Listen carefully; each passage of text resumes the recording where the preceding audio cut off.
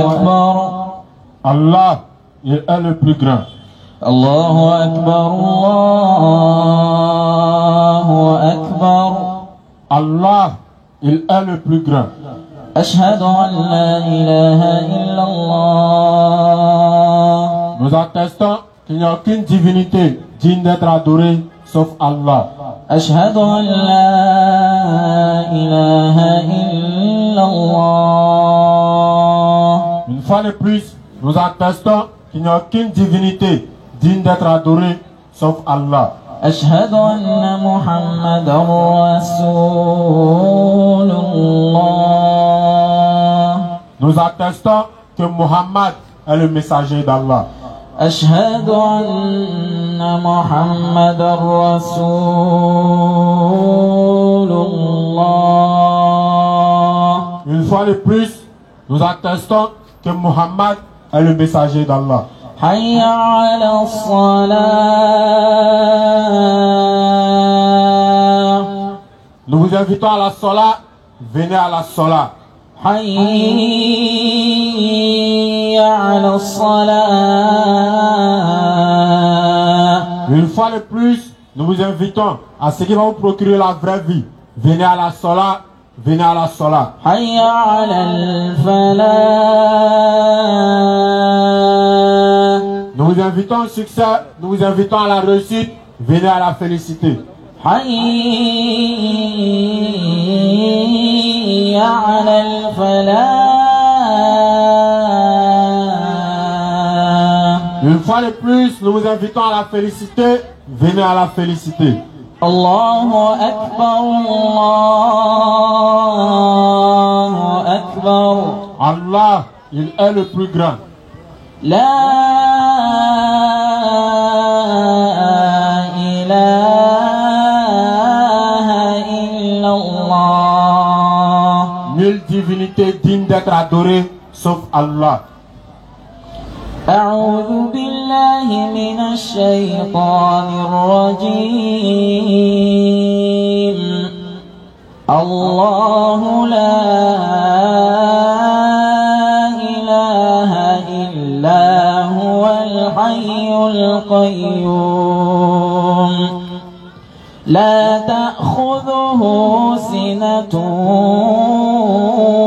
ولا نوم له ما في السماوات وما في الأرض. من ذا الذي يشفع عنده إلا بإذنه يعلم ما بين أيديهم وما خلفهم ولا يحيطون بشيء من علمه إلا بما شاء. وسع كرسيه السماوات والأرض ولا يؤوده حفظهما وهو العلي العظيم. صدق الله العظيم.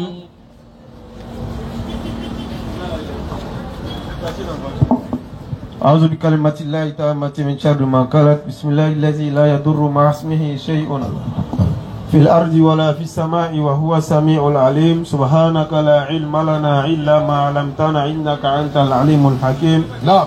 ولا فهم لنا إلا ما فهمتنا إنك أنت الجواد الكريم. رب زدنا علما يا كريم. رب اشرح لي صدري ويسر لي أمري واحلل عقدة من لساني يفقهوا قولي. لا. السلام عليكم ورحمة الله وبركاته. Wa alaykum salam wa rahmatullahi wa Et barakatuh. bonsoir à ceux qui ne sont pas musulmans et qui se retrouvent dans cette salutation. Une fois de plus, nous sommes heureux d'être avec vous ce soir pour partager la nourriture spirituelle. Vendredi, jour de fête. Vendredi, jour de rassemblement. Vendredi, jour d'adoration. Vendredi, jour d'exhortation mutuelle vers ce qui est bien. Et la gloire et la louange tout entière appartiennent toujours à Allah, le Seigneur des mondes, Celui qui nous a réunis ici de par sa grâce et de par sa miséricorde, sans que cela ne soit lié forcément à un effort particulier de notre part. Effectivement. Parce que nombreux sont des personnes qui ont voulu, n'est-ce pas, avec la bonne intention, participer, n'est-ce pas, à l'œuvre de Dieu, à l'œuvre d'Allah, en ayant un participant à ce genre de rassemblement, pardon. Mais malheureusement, ils n'ont pas pu le faire. Certains ont été empêchés par la perte de leur vie. Ça, c'est une calamité. D'autres ont été empêchés par le manque de liberté, le manque de possibilité de pouvoir se mouvoir. Mais ceux qui ont été les plus grands empêchés sont ceux-là même qui ont perdu la foi et la volonté de vouloir plaire à leur Seigneur. En réalité, c'est cela la plus grande calamité. Parce que dans la sourate 23, verset 115, Allah nous dit Afa hasibtum annama khalaqnakum abatan wa annakum ilayna la turja'un. Et comprenez par là, chers frères et sœurs, que je ne suis pas en train de parler dans une langue particulière.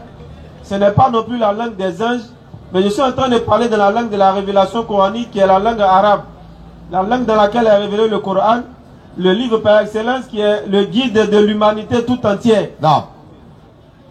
Le livre qui est le guide de l'humanité tout entière.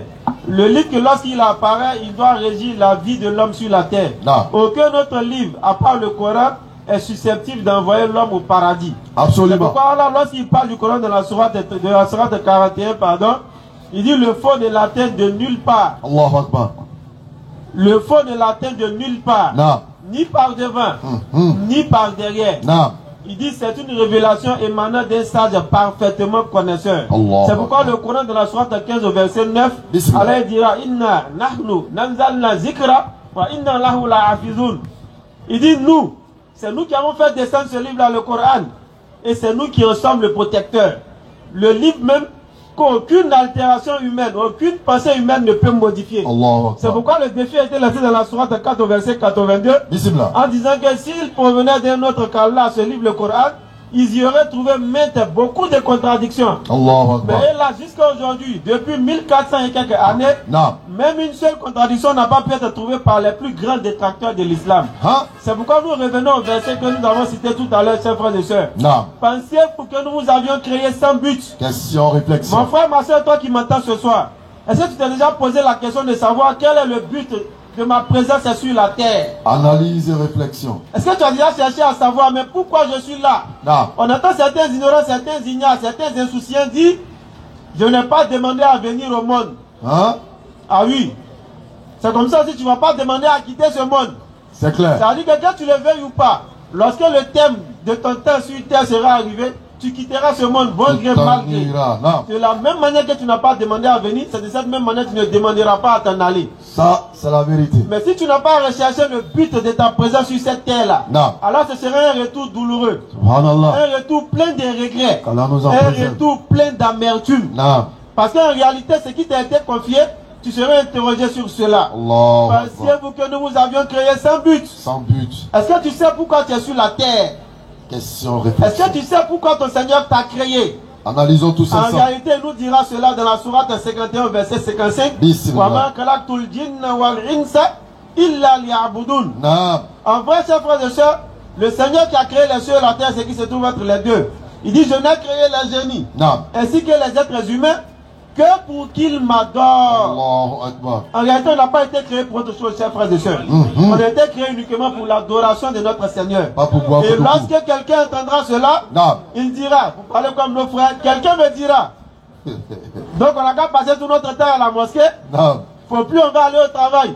Faut plus on va chercher à se marier. Faut plus on va chercher à faire autre chose. Uniquement la prière.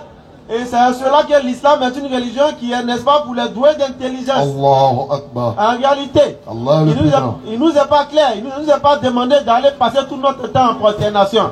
Mais il est demandé à l'homme de faire tout ce qu'il fait sur la terre, en ayant pour objectif principal et premier d'obéir à son créateur. Ce qui veut dire tout simplement que lorsque tu iras chercher du travail, cherche un travail dans lequel il y a la crainte de ton créateur. C'est-à-dire crée Allah dans ta recherche de boulot. On t'a dit Namal khamr wal maisir wal ansab wal azlam rijsun min amali shaytan. Fajtanibuhu la'allakum tuflihun. On dit le vin. On va commencer par ça. On dit c'est une abomination, œuvre du diable. C'est clair, la tortue. Lorsque tu chercheras du boulot, fais attention à ne pas aller chercher du boulot dans cet endroit-là. L'endroit où on dit que c'est une abomination, œuvre du diable. Non. Cherche à ne pas trouver un boulot qui est lié à tout ce qui est abomination, œuvre du diable. Non. Ça, c'est un premier élément. Il dit Namal Khamru wal Maïsir. En second lieu, Allah, il parle ici des jeux de hasard. Allahu Akbar. Et les jeux de hasard sont devenus aujourd'hui le passe-temps préféré de la jeunesse. Effectivement. L'appât du gain facile. Non. La promotion de la facilité. Non. La promotion, n'est-ce pas, du manque d'effort. Non. Les gens ne veulent plus faire effort. C'est clair. Ils veulent aller faire paris sportif pour avoir l'argent. Et tous ces soi-disant influenceurs qui n'arrivent pas à influencer leur propre vie, qui sont sur Internet à chaque fois, mon cours de temps. Faut prendre mon cours de temps. Obligé de mentir. Leur papa a été cassé dernièrement. Cassez-moi les En papas. réalité, il faut que tu perdes pour que lui puisse gagner. Effectivement. Et comme c'est sûr à 99% que tu vas perdre, Non. lui te donne ce code là, il faut aller perdre et gagner. À chaque élément bête qui va aller jouer dans ce jeu là. Comme bête clic. Et que, c'est ça, c'est le mot, on dit bête et clique. Non. Peut-être tu joues, tu es bête. Et tu es très C'est bête. pas un jeu, mais peut-être tu es bête. Il faut cliquer. Une fois bête, il y a un X bête. 2 fois bête encore. Tu es bête, mon frère. Alors, C'est pas un jus. Non. Mais on dit tu es bête. Non. Et puis tu cliques. Ah non, bête c'est en anglais. Oh, c'est pas en anglais. Ils ont fait exprès. Non. On dit bête, clique. Non, C'est un gado. C'est comme je dis, Béni, parle. Non. Béni va parler. Il va parler. Bête, clique. Et puis le bête aussi clique. Il clique calmement. Tu es bête. Très bête. C'est pourquoi tu vas passer tout ton temps à rechercher ce gain-là. Et tu vas qui pas ne viendra jamais. Non. À ça, ils feront en sorte que si c'était, n'est-ce pas, une virgule qui manquait pour que tu puisses gagner, demain ça va devenir point virgule. Allah. À chaque fois, tu es proche de gagner, mais Et tu tu ne espères. gagnes jamais. Non. Donc cela t'envoie à espérer à chaque fois. Allah. Toujours, il y a un qui vient toujours le voir avec de longs papiers en main, toujours en train de calculer. C'est pourquoi l'ami à l'école, il n'est pas allé loin. Mais il a le plus grand calculateur dans les jeux de hasard. Le plus grand Il a toujours un stylo ici sur son oreille. Non. S'il m'écoute, il va savoir, c'est un sénoufo. Allah. Il a toujours un... Allah. C'est un sénoufo qui fait la truc comme ça. Il a toujours un stylo ici sur l'oreille. Toujours dans l'info coup. Il prend et puis il calcule. Et puis il est en train de dire à son collègue à chaque fois, vendredi passé, il le voyait dire à son collègue, ça là, si c'était 2. C'est sorti 0. Machine a fait sortir 0. Si c'était 2, il gagnait. Il dit, demain ça va être 1. Non. Après demain ça va être 4. Ça va tourner autour de ton chiffre là. Mais tu ne vas pas gagner. Le jour où il va avoir pitié pour te faire gagner, ils vont te faire gagner au moins 20 000. Non. Ah, depuis ton temps de jeu, ça s'est passé au moins 100 000 dedans. Mais ils vont te faire gagner 20 000 pour te donner espoir. Et ça ira comme ça. Jusqu'à ce que tu finisses par te ruiner ou tu finisses par avoir problème comme le petit qui avait dernièrement dit il est en train de travailler quelque part, il a pris l'argent des gens pour aller parier. 3,5 millions. PLCC, Maka, tu as goûté. Allah. Il va goûter Maka là. Subhanallah. Quand il va prendre conscience que ce qu'il est dedans, c'est pas bon. Non. Quand il va sortir, il va donner conseil aux gens. Effectivement. On ne souhaite pas la prison à qui que ce soit. Mais tellement il est plongé dans le jeu des hasards, il ne veut pas aller faire comme ça pour avoir, n'est-ce pas, son gain. Lui, il veut s'asseoir et puis simplement cliquer, parier. Et Allah il dit Al-Maïsir, les jeux de hasard, ça fait partie de ce qui est Ridison Minam al-Shaytan. La saleté, l'abomination, l'œuvre du diable. Allah il dit que c'est ça. Et regardez ce dans quoi ça a mis la jeunesse aujourd'hui. Regardez comment c'est en train de conduire la jeunesse à la facilité aujourd'hui, à la paresse. Ils vieillissent dans la maison de leurs parents et toute sa vie c'est d'espérer avoir un gros gain dans le jeu des hasards. Subhanallah. Et c'est ça, l'abomination, l'œuvre du diable. Quiconque veut réussir doit s'en éloigner, ça fait un deuxième élément. Alors il continue encore en disant, voilà, nous sommes, voilà, on met la vie ensemble. Tout ce qui concerne le charlatanisme, tout ce qui concerne le fétichisme, des choses imputées à l'islam injustement. En islam, il n'a jamais été demandé à qui que ce soit d'aller faire ce qu'on appelle saraka. Saraka, c'est comme ça qu'ils ont appelé ça. Saraka. La dernière fois, il y a acheté Nyomi, je suis venu, il était en train de mettre mon propre Nyomi, j'appelle 2 ou 3 collègues, il dit, les gars, il y a Nyomi, hein. Et tout, ils ont dit, non, merci. Pareil, ici, tout là. Il a dit, c'est pas sacrifice, venez, mais ils ont commencé à rire. Donc, c'était là, ils ont pensé ça quelque part. Il dit, mais Nyomi, c'est des beignets. Non. Il a envie de me Nyomi, je ne peux pas me baigner et puis inviter mes amis. Tellement les gens ont imputé ça à l'islam. Tellement ils ont pris ces pratiques-là pour coller ça à cette noble et belle religion. Il n'a jamais été demandé nulle part, sur 960, d'utiliser des sacrifices pour aller faire en sorte que les gens se bousculent. D'utiliser des sacrifices pour aller jeter à des carrefours.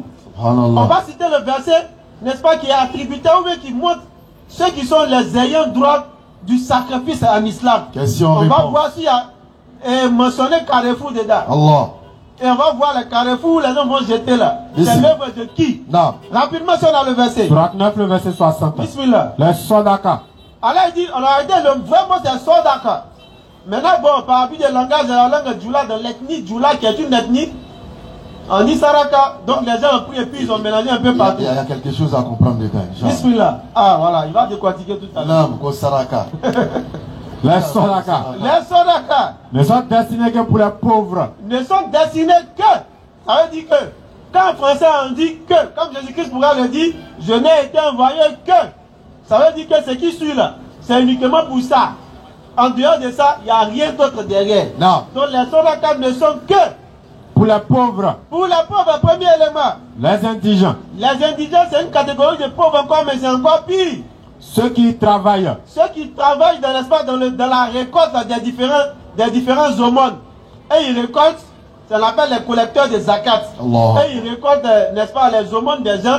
Et puis ils sont en même de connaître les plus démunis, les plus pauvres de la communauté. Et ils vont discrètement vers ces personnes-là pour les aider. Pendant que lui-même il est moisi aussi. Voilà, il ne vient pas faire en sorte, il vient pas faire en sorte que tout le monde sache. Et la veuve qui est là-bas, là, viens. Je ne suis pas en train de dire que ceux qui le font mal. Non. Parce qu'en islam, il est possible de donner ouvertement. Effectivement. Il est aussi possible de donner un cachette. Les deux se font. Non. Celui qui le fait, on ne va pas l'accuser d'ostentation. Non. Parce qu'il a aussi son but. Exactement.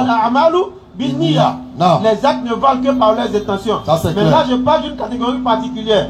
Je ne suis pas en train de, n'est-ce pas, de critiquer ou de fustiger ceux qui le font ouvertement. Que les intelligents comprennent. Nous-mêmes, souvent, on le fait ouvertement. Non. Parce que c'est des gens qui ont donné leur argent. Il faut qu'ils voient. Il veut voir Il y a clair. ça aussi dedans. Non. Donc, il faut faire attention. Il ne faut pas nuancer les choses. Exactement. Donc, eux, ils collectent la zakat. Ils appellent, ils sont à même de connaître les plus démunis. Et puis, ils leur donnent ça, n'est-ce pas, comment on appelle ça, discrètement.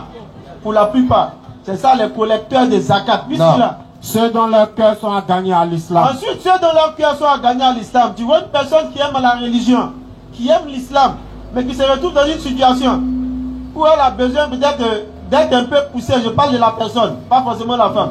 Cette personne-là a besoin d'être encouragée. Les Arabes ont l'habitude de dire Al-Ikram Miftahul Khulub. C'est-à-dire les cadeaux sont la clé des cœurs. Donc, tu donnes cadeau à quelqu'un, ça lui ouvre son cœur à pouvoir t'écouter. Non. Et ça, il y a des frères qui l'ont compris quand ils vont dans les endroits là. C'est ça, ils prennent pour blaguer certains frères aussi, pour qu'ils adhèrent à leur religion. Donc le cadeau, c'est important. Non. Donc ceux dont les cœurs sont à gagner à l'islam, tu peux lui donner ton aumône. Et ouvrir son cœur à l'islam, lui parler de l'islam pour qu'il puisse être convaincu que l'islam est l'unique voie qui peine vers le paradis. Donc ça aussi, c'est une catégorie. Allons-y. L'affranchissement des jougs. Affranchir les jours, c'est chaud si quelqu'un il est assis, tu sais que c'est chaud sur lui. Il faut aller discrètement lui donner, frère, je sais que tu dois loyer, tiens, il faut prendre. Il faut aller gérer ça. Non. Tu as affranchi ces jours. Frère, je sais que tu as beaucoup de crédit sur ta tête, il faut prendre, tu as aller gérer. Allahu Frère, Akbar. je sais que où tu es là, c'est bizarre en famille, tu es le chef, les gens te regardent.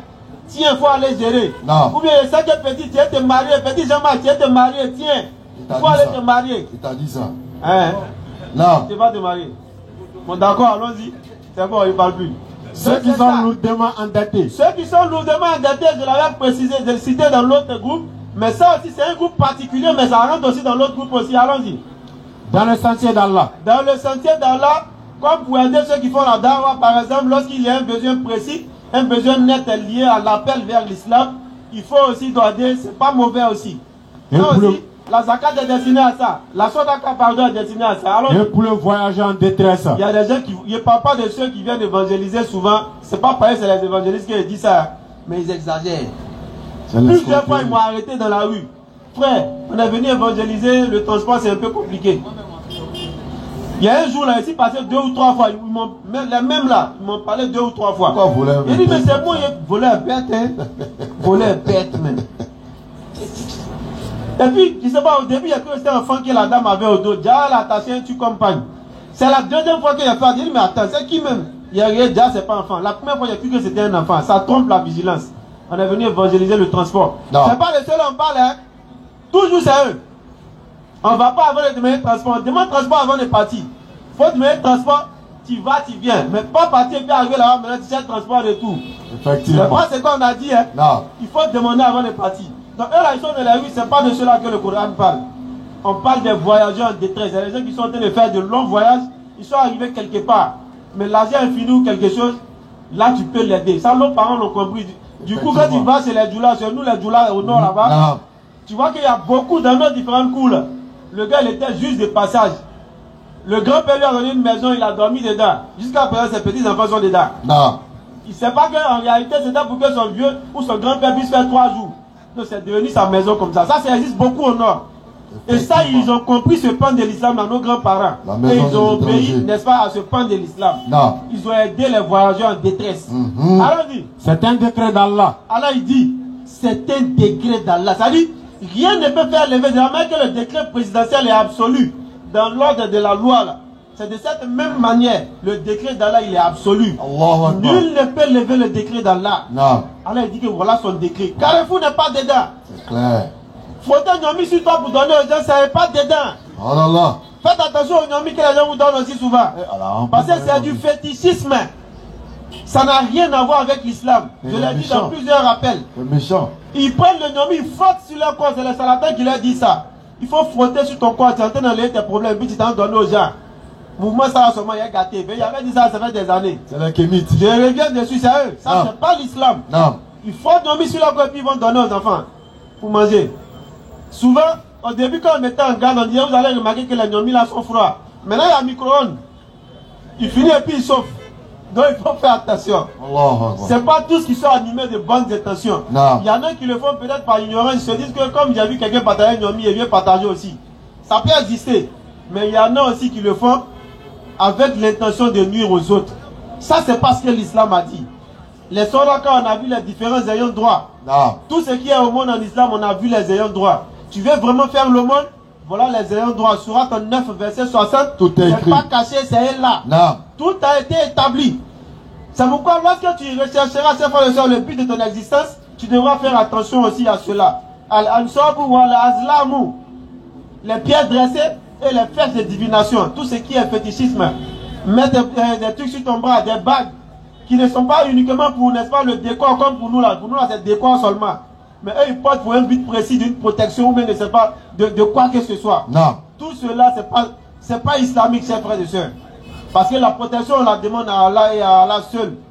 Il faudra faire beaucoup attention. Quand je dis, ah non, mais quand on équipe verset coranique pour mettre un bac, moi je ne rentre pas dans ça. Je parle d'un cas général qui est clair. Les gens ont levé leur confiance en Allah, ils ont mis leur confiance dans les objets. Effectivement. Allazina amanu wa lam yalbisu imanahum bizulmin, ça rentre dans ce cadre-là. Qui ont trouvé la pureté de leur foi par l'iniquité. En enlevant la confiance en Allah et en la mettant dans des objets. Quand bien même tu prétends que ces objets-là portent le nom d'Allah, la confiance du croyant ne doit être qu'en Allah. Il y a 1000 versets dans le Coran qui le disent. Effectivement. Al-Ansab ou Al-Azlamu, il faut s'en éloigner parce que c'est aussi juste une minam al-shaytan. Alors en recherchant le but de ta création, tu rechercheras Allah comme Abraham l'a fait. En levant les yeux vers le ciel et en recherchant ce qui ne peut disparaître. En recherchant ce qui ne peut périr. En recherchant ce qui n'est pas en dessous d'aucune autre entité ni d'aucune autre créature. Ce qui ne dépend de rien pour subsister. Ça c'est Al-Hayyul wal-Qayyum. Il est le vivant mais qui subsiste par lui-même. C'est clair. Ça c'est Allah. Et lorsque tu trouveras ton Seigneur, mon frère, ma soeur, tu sauras que Allah il a donné des descriptions claires de lui-même dans le Coran. Et lorsque ces descriptions-là ne sont pas respectées par une divinité, tu sauras que cette divinité ou ces divinités-là ne sont pas Allah. C'est clair. Il dit Kul huwa Allahu ahad. Il dit, il est Allah l'unique. Premier élément. Allah il n'est semblable à aucune autre créature. Laisse à kamislihi shay. Aucune autre créature ne peut, n'est-ce pas, prétendre être le troisième de trois avec Allah. Aucune autre créature ne peut prétendre être le deuxième de deux avec Allah. C'est clair. Allah il n'a pas d'associé. La sharika Allah. Aucune créature, aucune entité ne peut, n'est-ce pas, être associée à Allah, ni dans la création, ni, n'est-ce pas, dans ses attributs, ni même dans sa seigneurie, ni même dans son adoration aussi. Ça, c'est celui que tu dois chercher, mon frère, ma soeur. Et lorsque tu sauras encore qui l'a dit, Allahu Samad, il est l'absolu, mon frère, ma soeur. Au-delà d'Allah, il n'y a aucune autre entité. Allah, il est l'absolu. Il est celui qui... Le mot éternité, même simplement, même, est juste quelque chose qu'on utilise pour le qualifier. Ça, il est encore au-delà de cela. Il est absolu. Il n'a ni commencement, ni fin. Il n'a même pas de pause. Il est là seulement. Avant, après, tout. Ça c'est Allah. Non. Ouais. Ouais. Ça c'est Allah. Koudama. Allah, il est Allah dans son Allah. Non. Ça c'est Koudama. Non. Moi, ça te parler d'autre chose. Non. Donc c'est Allah, chers frères et sœurs. Il est l'absolu que tu dois rechercher. Mais encore plus important, il dira l'ami Yalid. Allah n'a pas été engendré, mon frère, ma soeur. Si tu adores une divinité qui est enfant de quelqu'un, c'est pas lui qui a créé les cieux et la terre. C'est pas évident. C'est pas sûr. Si tu adores une divinité qui a fait 9 mois dans le ventre de quelqu'un, Et c'est pas possible. 9 mois dans le ventre de quelqu'un, à se nourrir de ce que la personne se nourrit. Allah. C'est-à-dire que si la personne ne mange pas, ton Dieu est quick. Oh. La personne doit manger pour que ton Dieu puisse vivre. Oh Allah. C'est pas la divinité qui a créé les cieux et la terre. C'est clair. Ça peut être une divinité pour toi, mais c'est pas la divinité qui a créé les cieux et la terre. Si tu adores une divinité qui est née et qu'au 8e jour, ça il a dit ça en doula. A pas dit ça en français. Ils l'ont circoncis. Bon, ok, comme tu as dit. Kabla Si ta divinité a été circoncis, c'est pas la divinité qui a créé les cieux et la terre. C'est clair. Si ta divinité s'est perdue à un moment donné où les parents l'ont cherché, c'est pas la divinité qui a créé les cieux et la terre, mon frère, ma soeur. On t'appelle à la réflexion profonde, à la méditation sur le but de ta création. Recherche ton créateur au travers de ses noms et au travers de ses attributs qu'il a donnés pour que nous puissions les reconnaître. Non seulement il n'a pas engendré, mais il n'a pas aussi été engendré. Parce que engendrer, c'est rechercher un héritier. Rechercher un héritier, c'est, n'est-ce pas, admettre qu'arrivé un moment, tu auras une certaine faiblesse. Parce que l'héritier servira peut-être à éviter de ce que tu as ou à t'aider dans tes moments de faiblesse. Non. C'est pourquoi Allah il fait hériter de la terre à ses serviteurs. Certes, mais ça n'a rien à voir. Allah il cherche des héritiers. Pas du tout. Pas de nuance à ce niveau. Allah n'a pas besoin d'enfants. Lorsque les gens disent que, comment on appelle ça, Takaza Rahman ou Walada, le tout miséricordieux s'est attribué un enfant, ou le tout miséricordieux a eu un enfant. Allah il est clair dans sa parole là. L'accord de Dieu Tum She'an Idda. Il dit ce que vous avez dit là c'est grave, c'est une abomination. Non. Takiyadu samawatu yatafattaruna min wa tanshaqul ard wa takiru jibalu hadda. Il dit peu s'en faut que les cieux ne s'en trouvent, que la terre ne s'effondre Allah. et que les montagnes s'effondrent. Rahmani walada. Allah. Juste lorsqu'ils disent fils de Dieu, enfant de Dieu, fils de Dieu, enfant, alors il reste un peu. À chaque fois que quelqu'un professe ce genre d'abomination de parole, à savoir fils de Dieu, dans le sens de fils de Dieu, dans le sens, n'est-ce pas, de, comment dirais-je, d'engendrer. À chaque fois que quelqu'un prononce ces paroles avec cette intention-là, alors il dit qu'il reste un peu, que les cieux ne s'en trouvent, que la terre ne s'effondre et que les montagnes ne s'écroulent. Non. Parce qu'en réalité, tous et tous, nous sommes des serviteurs d'Allah. Nous sommes des créatures d'Allah. Et nous nous rendons tous auprès de ce Seigneur qui nous a créés là. Un serviteur. Absolument. Nous serons tous face à lui un serviteur. On me prend à 1 Corinthiens 15, ils ne sont pas inspirés, je ne comprends pas. 1 Corinthiens 15, pourquoi on puisse lire une chose qui est claire. Celui qui pense que Jésus-Christ est une divinité et que Jésus-Christ est exemple de ce que nous sommes en train de dire, à savoir, tous se rendront auprès d'Allah un serviteur.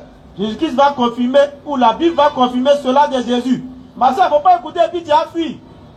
Il faut venir entendre. Non. Même si ça veut ébranler ta foi, ça veut dire que ta foi a un problème. C'est clair. 1 Corinthiens 15, verset Il 24. faut venir écouter pour entendre. Non. Allons-y. Ensuite, Oui. viendra la fin. Allons-y rapidement. Quel remettra au à celui qui est Dieu et Père. Au verset 27. Dieu en effet a tout mis sous ses pieds. Mais lorsqu'il dit que tout lui a été soumis, il est évident que celui qui a soumis toute chose est accepté. Et lorsque toute chose lui aura été soumise, Lorsque toutes choses lui auraient été soumises, alors le Fils à lui-même sera soumis à celui qui lui a soumis toutes choses. il faut y revenir sur la petite partie. Et lorsque toutes choses lui auront été soumises, alors le Fils à lui-même sera soumis à celui qui lui a soumis toutes choses. Reviens sur la petite partie. Alors le Fils à lui-même Non. sera soumis à celui qui lui a soumis toutes choses. Voilà qui est clair. Et il y a un verset similaire dans le Coran. Voilà, il est dit Il dit tous ceux qui sont dans les cieux et sur la terre. Ati Rahmani. Il dit il a tous, sans exception, se rendront auprès d'Allah Abada en tant que serviteur. Tous se rendront auprès d'Allah en tant que serviteur. Celui-même que les gens dit qu'il est Dieu, son livre, ou le livre même qui vient s'auto-proclamer comme étant le livre qui le régit ou qui le définit, ce livre-là même confirme qu'il sera un serviteur vis-à-vis d'Allah. C'est pourquoi, chers frères et sœurs, nous venons vous inviter ce soir à reconnaître en votre divinité la divinité Allah qui a créé les cieux et la terre. Absolument. C'est celui-là même qui est le seul qui est digne d'être adoré. C'est lui qui vous a créé, vous et nous. Il vous a établi sur la terre en tant que vicaire. Il vous a donné, lui, les yeux, la vue. Il vous a donné aussi, n'est-ce pas, l'intelligence ou encore le discernement pour pouvoir rechercher la vérité. Pas uniquement que pour aller travailler ou autre. Non. Le discernement, c'est pour rechercher ton Créateur. Et lorsque tu l'auras trouvé, tu devras te soumettre à ses ordres et à ses commandements. Et dans ces ordres et ses commandements, il a dit Inna dina inda Allahi l'islam. L'unique religion qu'il a créée, c'est l'islam. L'islam qui n'est pas une religion venue des Arabes. Les Arabes eux-mêmes sont des convertis à l'islam. Lorsque l'islam est arrivé chez les Arabes, ils ont aussi combattu celui qui a envoyé l'islam. Malgré que c'était leur frère. Jusqu'à ce que n'est-ce pas, par la miséricorde qu'Allah lui a fait don, par la douceur, il a réussi à les soumettre, n'est-ce pas, avec, n'est-ce pas, le verbe. Il a réussi à les soumettre avec la prédication. Et il a étendu l'islam sur l'étendue de la terre. Pas avec les épées comme certains le prétendent, mais uniquement avec les bonnes mœurs, avec la propagation de la paix. Comme le nom de cette religion l'indique. Parce que l'islam vient du mot, n'est-ce pas, as-salam, qui est un attribut divin. Et ce mot-là, il signifie la paix tout simplement. Et nous vous invitons, chers frères et sœurs, à venir adhérer à cette paix-là. Nous avons dit beaucoup de choses. Si toi aussi tu penses que ce qu'on a dit ne te sied pas, ou tu as d'autres vérités contradictoires à ce que nous avons dit, alors tu peux t'approcher fraternellement, on te donnera le micro et on pourra échanger là-dessus. Parce qu'en réalité, nous sommes là pour ça. Pour échanger avec nos différents frères. Pour pouvoir briser toutes ces barrières de méfiance au travers de l'échange sur la religion. Et c'est cela dont notre pays et notre environnement a besoin à l'instant précis. Donc je vais m'arrêter là pour donner la parole à mon frère, Inch'Allah. Bismillah. Alhamdulillah. Que y a-t-il derrière la vérité si ce n'est le mensonge? C'est clair. Allah subhanahu wa ta'ala l'a dit. Il dit la seule chose qui se trouve derrière la montagne de vérité, c'est le mensonge. Effectivement.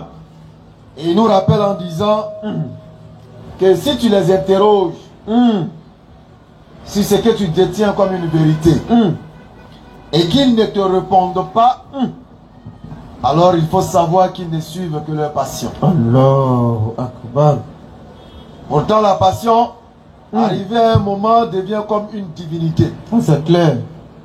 Ceux qui ont pris leur passion comme des divinités. Ce soir, comme Moaz l'a bien implanté, il a présenté Allah. Il nous a invités à revenir vers Allah avec toute la sincérité et toute l'autorité qui sert à sa majesté. Allahu Akbar. C'est pourquoi nous disons, en nous introduisant avec la sourate de l'ouverture, Bismillah, répétez plus d'une dizaine de fois par jour. Non, Bismillah, allons directement, Bismillah.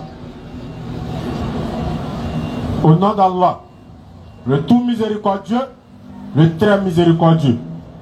Louange à Allah, Seigneur de l'univers, le tout miséricordieux, le très miséricordieux, maître du jour de la rétribution.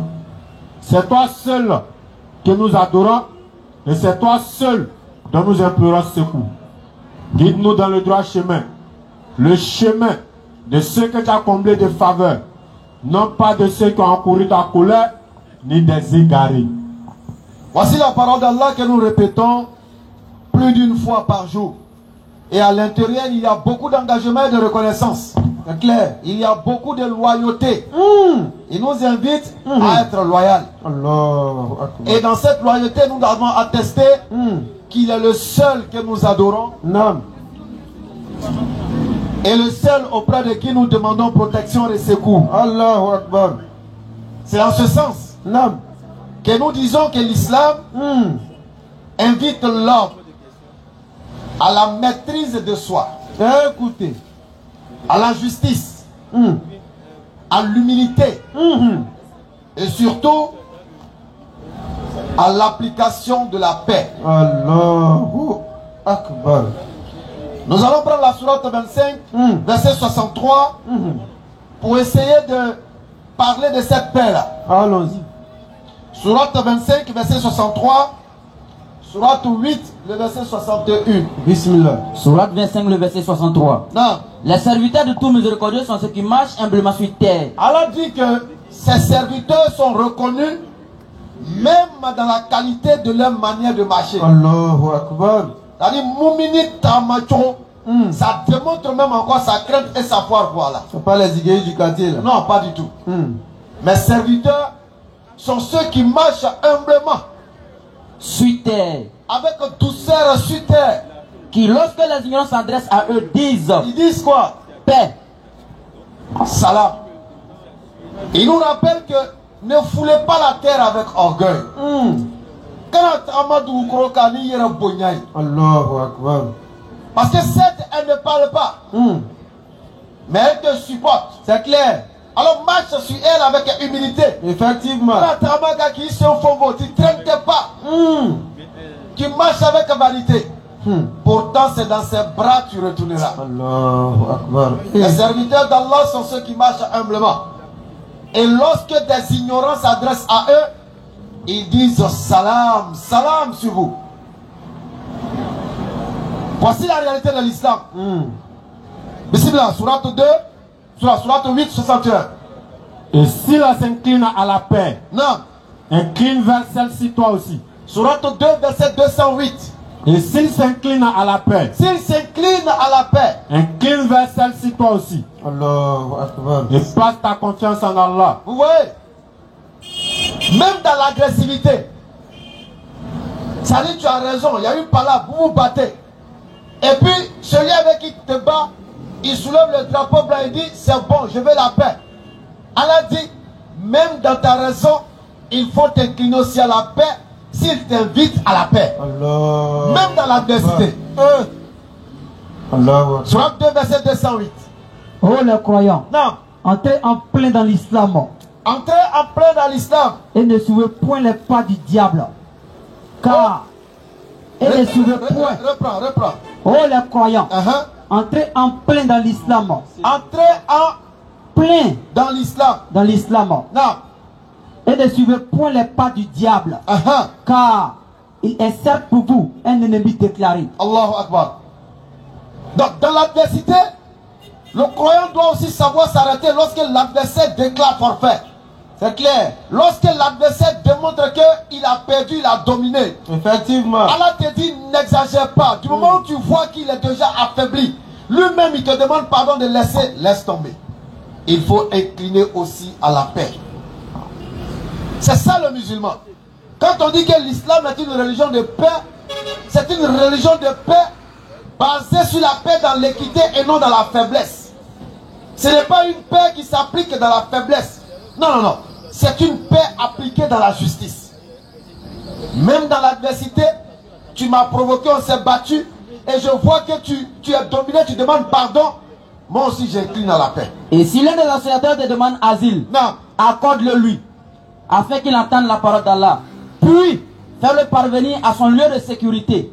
Car ce sont des gens qui ne savent pas. C'est pourquoi l'islam invite également les croyants que nous sommes à la maîtrise de soi. C'est clair. La maîtrise de soi. Effectivement. C'est pourquoi le prophète Alayhi salatu wa salam. lorsqu'il était avec ses compagnons à la fin de sa mission terrestre, il a dit, Allons-y. nous avons fini la plus grande des djihad. Effectivement. Ils disent, il y a quel djihad qui est plus grand que ce que nous on a vécu? On a perdu quand même des frères, on a Vraiment. perdu beaucoup de choses. Qu'est-ce qui peut être plus grand que ça? Il dit le djihad du nafs. Allahu Akbar. Se combattre soi-même. Djihad nafs. C'est pourquoi nous parlons de la maîtrise de soi. Effectivement. Et Rasoul alayhi salatu wa salam Naam. nous rappelle dans un hadith rapporté par Abu Huraira en ces termes. Allons-y. L'homme fort, Naam. Écoutez. c'est celui qui sait qu'il a la possibilité et puis il laisse tomber. Allahu Akbar. C'est profond. Olé Setigi. L'homme fort, il sait qu'il peut, avec toute la capacité, Naam. mais au nom de cette maîtrise de soi, au nom de ce combat contre son nafs, parce qu'on ne sait jamais. Effectivement. Si tu t'engages, tu ne sais pas quel sera le résultat. C'est clair. Parce que parfois, même dans la raison, quand on arrive à l'extrême, tu seras puni par la loi. Allahu Akbar. Donc la maîtrise de soi, la lutte contre son âme, c'est lui le plus fort. Effectivement. Voilà l'islam. Avant de continuer, il ne faut pas oublier. Allons-y. Moïse a parlé de Sadaka. Saraka, ouais. Saraka. Faut décortiquer. Saraka. Ils n'ont pas dit Sodaka. Ouais. Que Sadaka. Écoutez. Quand vous regardez Sadaka, dans Sadaka, il y a un mot qui fait référence, c'est Sira.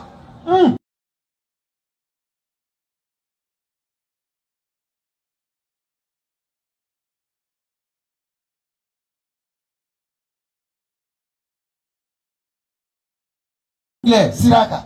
Effectivement. Leur habitude leur a permis de changer le sens du mot véritable qui n'a rien à voir avec la honte. Effectivement. J'ai dit le mot pâle. Ouais, c'est clair, c'est clair.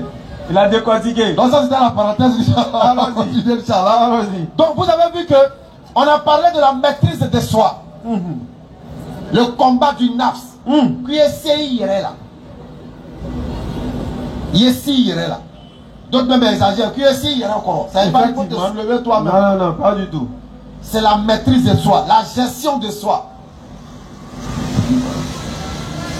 L'islam nous invite également, allons-y, à la justice. On a parlé de paix, on a parlé de maîtrise de soi, et l'islam nous parle de la justice. Écoutez, Sourate 5, le verset 8. Ah oui. La justice.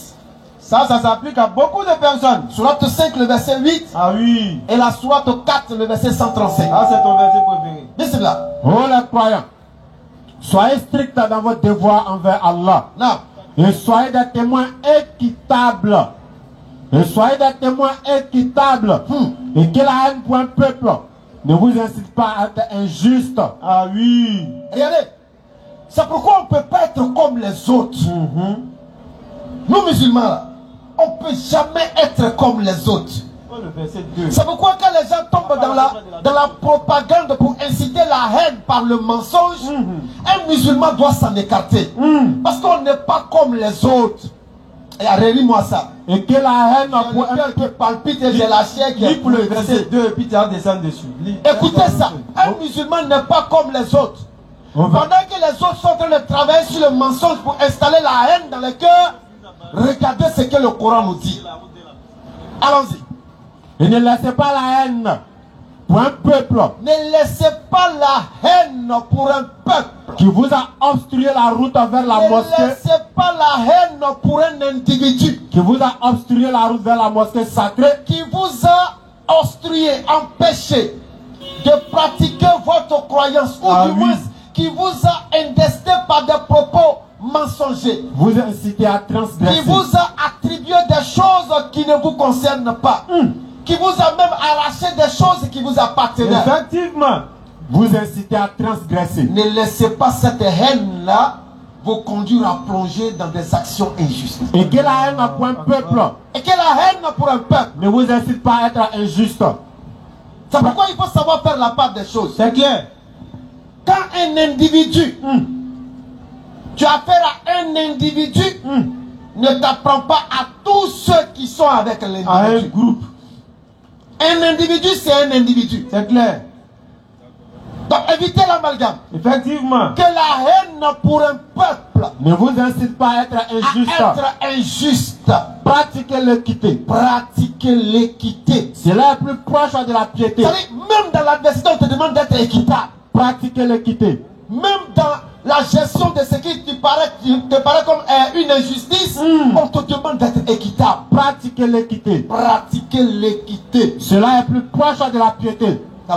Et craignez Allah. Allahu Akbar. La 435. Oh les croyants. Oh les croyants. Observez strictement la justice. Mon frère, ma soeur, tu dis que tu es croyant, croyante. Allah il te dit d'observer strictement la justice. Non.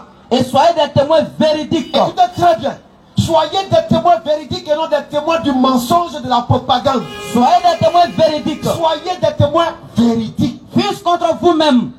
Soyez des témoins véridiques. Fût-ce contre vous-même. Même si c'est contre toi-même. Contre votre père. Même si c'est contre ton papa. Contre vos mères. Même si c'est contre ta maman. Ou proches parents. Même si c'est un cousin, cousine, proche parent. Qu'il s'agisse d'un riche. Même s'il s'agit d'un babatier. Ou d'un besogneux. Même s'il s'agit d'un décemment. Qu'il s'agisse d'un riche ou d'un besogneux. Soyez des témoins équitables. Mais aujourd'hui, quand un riche et un pauvre sont en conflit juridique, on donne tout le faveur aux riches, toute la faveur aux riches. Et on lèse le pauvre. Subhanallah. Soyez des témoins équitables. Et que la haine pour un individu et que la haine pour un peuple ne vous incite pas au mensonge, Effectivement. à la propagande, Non. à l'injustice, Non. à l'appel au meurtre, Oui. à l'appel à l'assassinat, à Effectivement. l'appel au rejet, Non. à l'appel au refoulement, Subhanallah. parce que tout simplement tu as de la haine. Et quelle haine pour un peuple ne vous incite pas à être injuste. C'est le Coran qui parle. Pratiquez l'équité. Nous ne sommes pas comme tout le monde. Pratiquez l'équité. Un musulman est un homme d'exception. Pratiquez l'équité. C'est pourquoi il est musulman. Effectivement. C'est parce qu'il est une personne d'exception et une personne honorée et honorable Non. qu'il est musulman. L'exception. Pratiquez l'équité. Fût-ce contre vous-même. Fût-ce contre vous-même. Pratiquez l'équité. Fût-ce contre un proche parent. Pratiquez l'équité. Effectivement. Fût-ce contre un homme que tu aimes. Pratiquez l'équité. C'est clair. Parce qu'aujourd'hui, la vérité n'est plus une chose partagée. Et Allah. Le mensonge est devenu la chose la plus partagée. Effectivement. Le dénigrement, la propagande Subhanallah. est devenue aujourd'hui comme une culture propre à l'ivoirien. Allahu Akbar. Et que ta haine pour un peuple, que ta haine pour un individu ne t'incite pas à plonger dans le mensonge C'est clair. et dans l'injustice. Effectivement. Pratiquez l'équité. La politique politicienne, Non. nous devons nous en méfier. C'est clair. Il y a des gens qui sont souvent dans les combats politiques. Tu leur demandes pourquoi tu es là. Lui-même, il ne sait même pas. Est-ce qu'il est au courant? Mais tellement il est débordé par la haine et la propagande, tellement il est débordé par la désinformation, et qu'il s'est nourri, il s'est abreuvé à la sève de la haine, Subhanallah. lui-même il ne sait pas il est dans quoi. Et Allah. Que ta haine pour un peuple ne te pousse pas à être injuste. C'est clair. Soyez des témoins équitables. Non. Fût-ce contre vous-même, Effectivement. fût-ce contre vos proches parents, Oui. fût-ce contre un riche Non. face à un pauvre. C'est clair. Parce que la finalité de tous ces éléments, C'est ça. C'est-à-dire, C'est ça l'essentiel. voilà, au-delà de tout ça là, il y a un élément qui est important.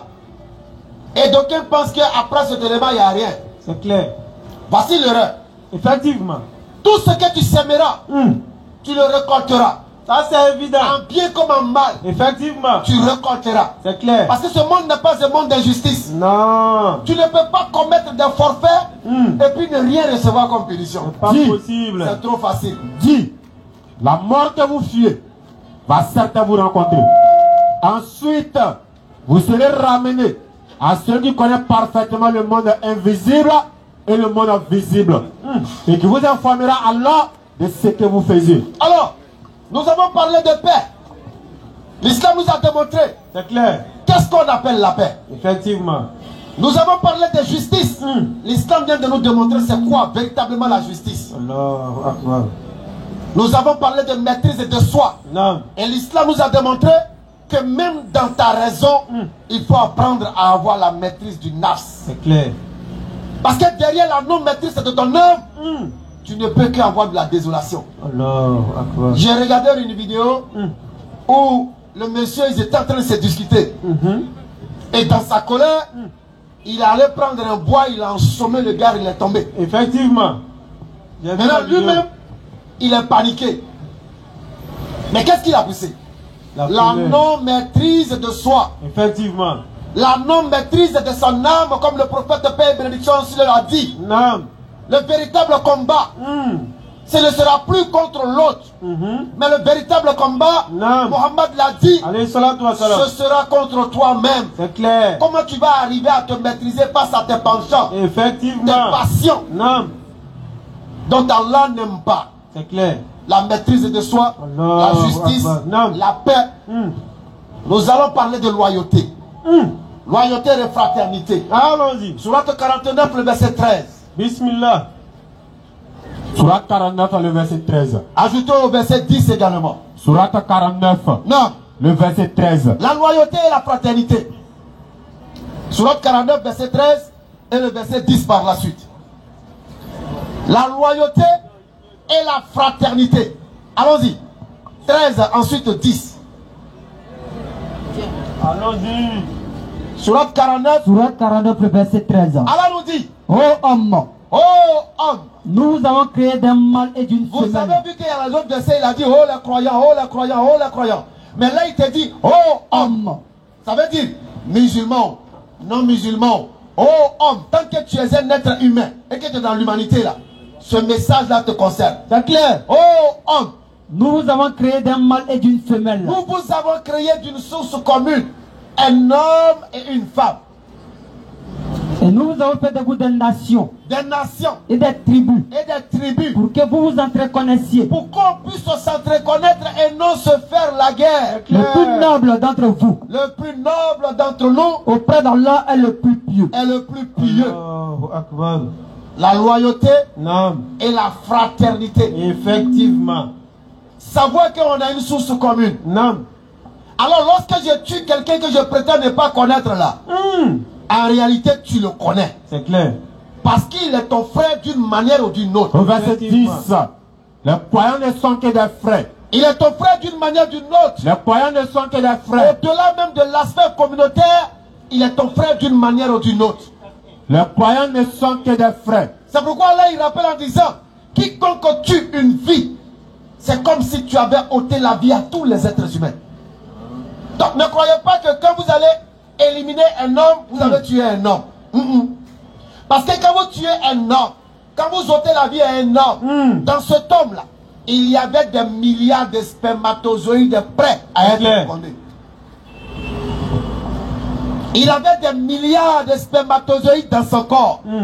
Tu l'as éliminé avec ces milliards d'êtres vivants.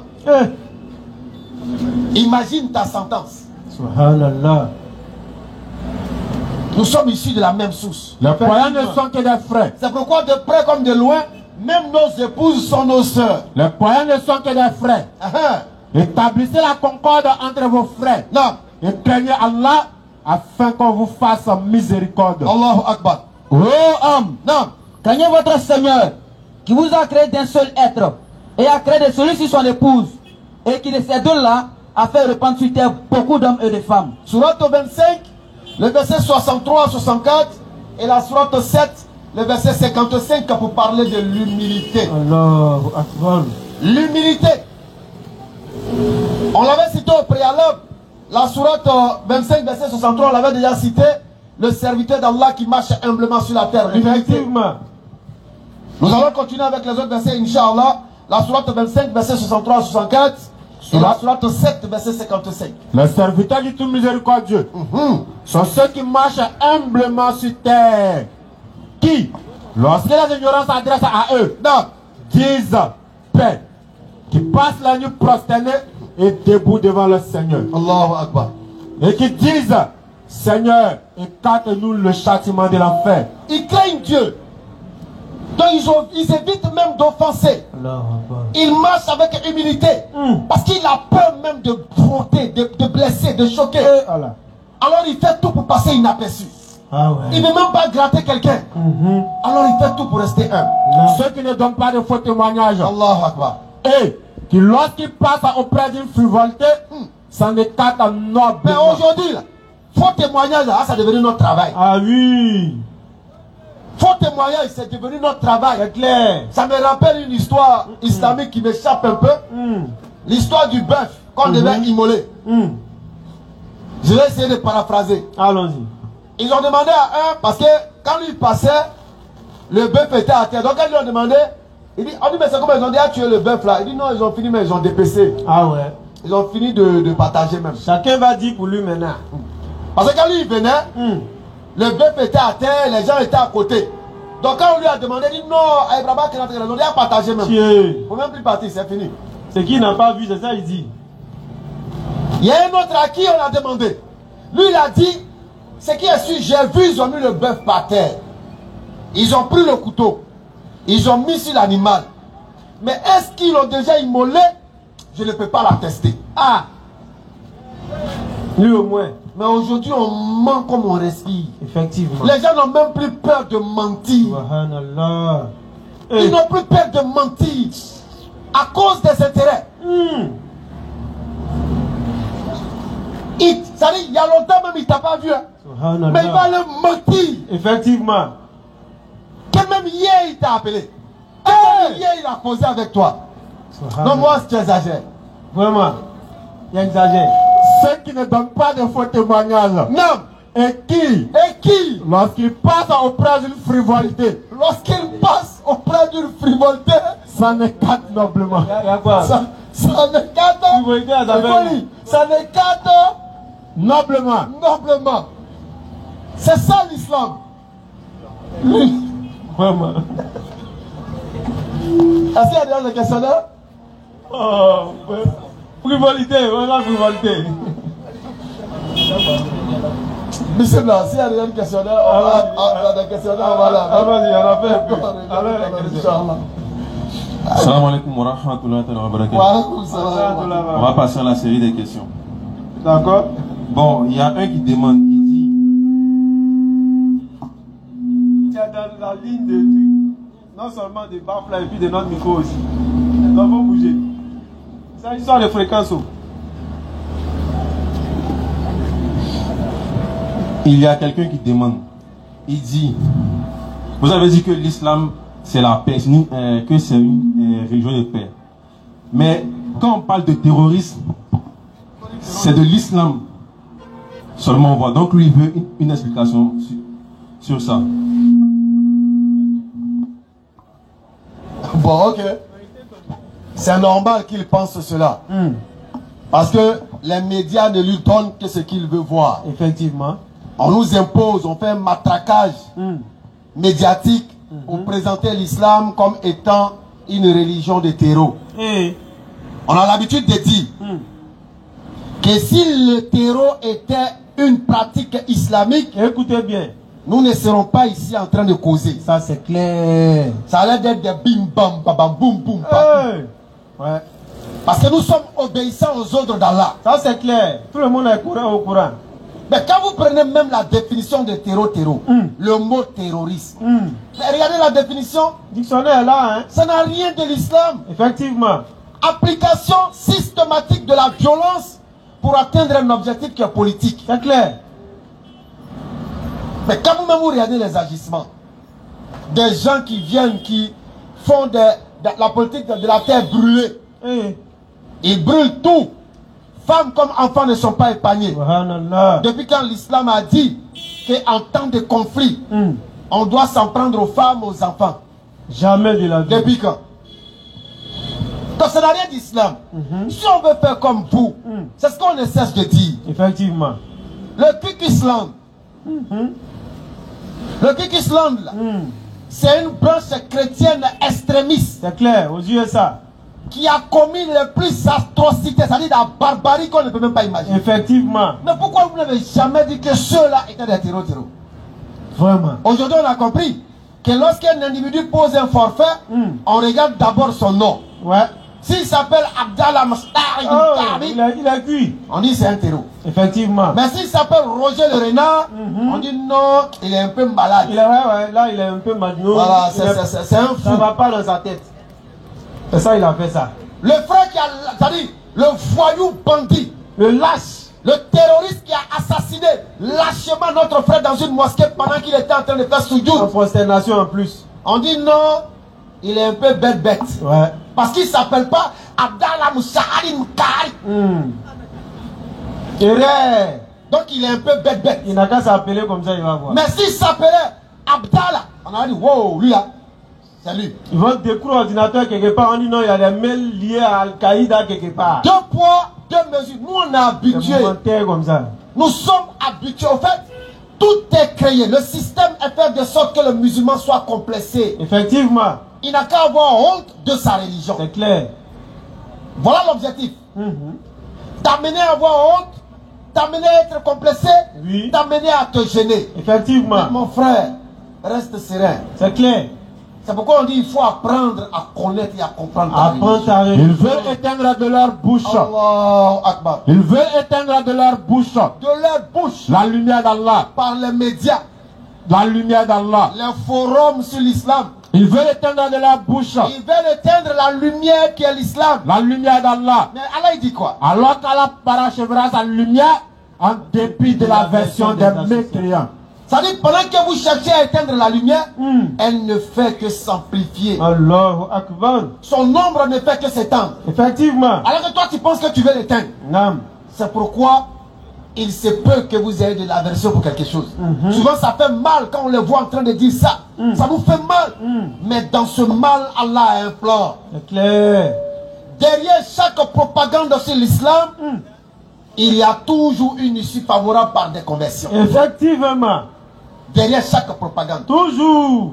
Ceux qui quittent l'islam sont en réalité des paresseux. C'est clair. C'est des gens qui veulent juste satisfaire leurs passions, leurs désirs. Et comme ils savent que l'islam les empêche, alors ils vont se réfugier là où on leur permet de le faire. C'est clair. La preuve. Quand la tortue s'assoit sur les réseaux pour dire que l'alcool n'est pas interdit. Mais tous ceux qui veulent boire là, ils sont fans, ils sont contents. C'est clair. Du coup, ils savent liker, ils partagent. Ils vont s'abonner en tas. Ils savent partager, c'est comme ça. Effectivement. Donc l'islam est une religion de paix. Et on a démontré tous les facteurs de paix. On a dit que même dans l'adversité, si celui avec qui tu es en combat, s'il te demande la paix en plein combat, alors que tu sais que tu es prêt à le dominer, effectivement, Allah dit d'incliner à la paix. Allahu Akbar. Mais si c'est d'autres, ils vont dire quoi? Non, non, non, on ne veut pas la paix, hein, parce qu'il nous reste seulement 2 murs pour qu'on arrive chez toi. On ne veut pas la paix. Ta paix là, nous on ne veut pas. Effectivement. Allez, les gars, allons. Tu auras péché. C'est clair. Parce qu'il voit qu'il reste une seule personne. S'il peut tomber la seule personne, il prend possession. Et puis la seule personne, non, je veux la paix. Non, lui il voit ça en foutaise. L'histoire de Oussama Ibn Zayd. Voilà, lui il voit ça en foutaise. Mais Allah te dit, s'il te dit net qu'il veut la paix, il faut incliner. Il faut laisser. Alors que tu regardes, tu dis, il fait celui-là seulement fini. Ah, c'est de ça on parle. Ouais. Nous ne parlons pas d'une paix de faiblesse ou de lâcheté. Pas du tout. Nous parlons d'une paix d'équité et de justice. Alors que tu as la force. C'est de ça on parle. Mais au même moment, puisque le Coran s'adresse aux doués d'intelligence, allons-y. Défendez-vous si vous êtes attaqué. Ça, c'est la base. En fait, l'islam, Allah n'a pas besoin de ce que vous ressentez. Non, je vais dire peut-être que ça va gêner les autres. Il n'a que faire avec ça. C'est clair. Lui te dit ce qui est bon pour toi. C'est à toi de t'adapter et non à Allah de s'adapter. Effectivement. Parce que c'est lui qui t'a créé. C'est clair. Tu ne peux pas te connaître mieux que lui. Effectivement. Et tu ne peux pas connaître le monde que lui. C'est clair. C'est pourquoi quand vous prenez le Coran, quand vous prenez l'islam, tout est là. Rien n'est caché. Je ne cesse de répéter l'histoire de Zayd. Par rapport à Zayd et sa femme. Effectivement. Le prophète lui-même, il est gêné. Allahu Akbar. Il a honte. Mais Allah le regarde. Toi-même, c'est pas la peine, quoi. Tu as honte. Tu es gêné. On voit un peu. Tu as peur de ce que les gens vont dire. J'ai dit, tu vas la marier. Allahu Akbar. Adialigno, Amadjayo, tu vas la marier. Trop doux. Toi, tu es là, tu dis non. Mais les gens vont dire quoi? Les gens vont dire. Non, mais non. Allah dit, j'ai dit, tu vas la marier. Tu te fatigues pourquoi? Et il a marié. Qu'est-ce qui se passe? Les koufars récupèrent ça pour dire, oh, il a marié la femme de son fils adoptif. Oh, il a marié la femme de son fils adoptif. Mais c'est tout ça, Mohamed a vu, il était gêné. Mais l'autorité d'Allah s'est imposée sur lui. Parce qu'au-delà de ce que l'homme peut penser avec son petit cerveau, là, Allah, lui, il a l'au-delà de ça. C'est clair. Quand tu disais, à celui qu'Allah avait comblé de bienfaits, Allahu Akbar, tout comme toi-même l'avais comblé, garde pour toi ton épouse et crains Allah. Il s'agit d'un captif devenu esclave. que Allah a comblé de bienfaits. Ouais. Que Mohammed lui-même a comblé de bienfaits aussi. Garde pour toi ton épouse. Tellement il était comblé de bienfaits, quand ses parents sont venus le réclamer, il dit Nteta. Il ne veut pas. Un captif peut devenir esclave. Il dit je bouge pas. On dit hey, allons-y, je bouge pas, je reste avec lui. Je reste avec lui. Un esclave qui refuse de partir avec ses parents. On dit va, il dit je ne vais pas, il reste avec lui. C'est pour les doués d'intelligence. Alors, le Coran n'est pas un livre complexé. C'est nous les musulmans, on est complexés. Effectivement. Mais le Coran n'a pas de complexe. C'est clair. Allah ne se gêne. C'est pourquoi il dit Allah ne se gêne même pas de citer même un moustique en exemple. Effectivement. Celui qui l'avait comblé de bienfaits. Non. Tout comme toi-même l'avais comblé. Non. Garde pour toi ton épouse. Il faut garder ta femme. Et crains Allah. Chaque jour, il vient et dit vraiment ses parents là. Tu connais les Quraysh. Vas-y. Et tu cachais en ton âme ce qu'Allah allait rendre Tu public. cachais dans ton cœur ce qu'Allah allait rendre public. Tu craignais les gens. Tu craignais les gens. Et c'est Allah qui est plus digne de ta crainte. Allahu Akbar.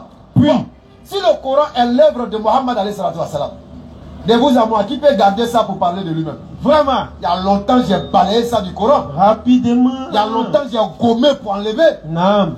Parce que les hommes modernes parleront de moralité ou d'immoralité. Mais ça est la porte.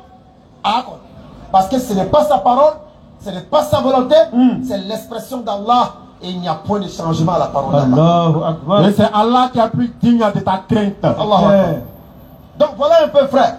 L'histoire de terreau là. Les gens font juste leur amalgame, c'est leur problème. Parce qu'ils disent que les gens disent Allahu Akbar. Mais Allahu Akbar n'amène pas. Donnez-moi une seule source qui dit que quand tu dis Allahu Akbar, tu rentres au paradis. Vraiment. Tous les musulmans connaissent. Même le bébé musulman sait que c'est la ilaha illallah Muhammadan Rasulullah. Voilà la clé du paradis. C'est pas Allahu Akbar. Effectivement. Allahu Akbar, on magnifie la grandeur d'Allah. C'est tout. On magnifie l'autorité d'Allah. C'est tout. Son absolution. Effectivement. Allahu Akbar. Non. C'est tout. Tout le monde peut dire Allahu Akbar. Un chrétien même peut dire Allahu Akbar. Un buveur de Kouroukou peut dire Allahu Akbar. Oui, ils disent ça. Ah, tout le monde dit. Donc c'est pas parce que vous avez Allahu Akbar que automatiquement c'est l'islam. Comme maintenant le mot Inch'Allah. Alors, Tout le monde dit.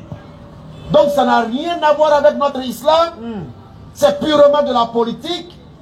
Et ceux qui sont dans cet état politique, pour salir l'islam, ils savent où les terreaux sont.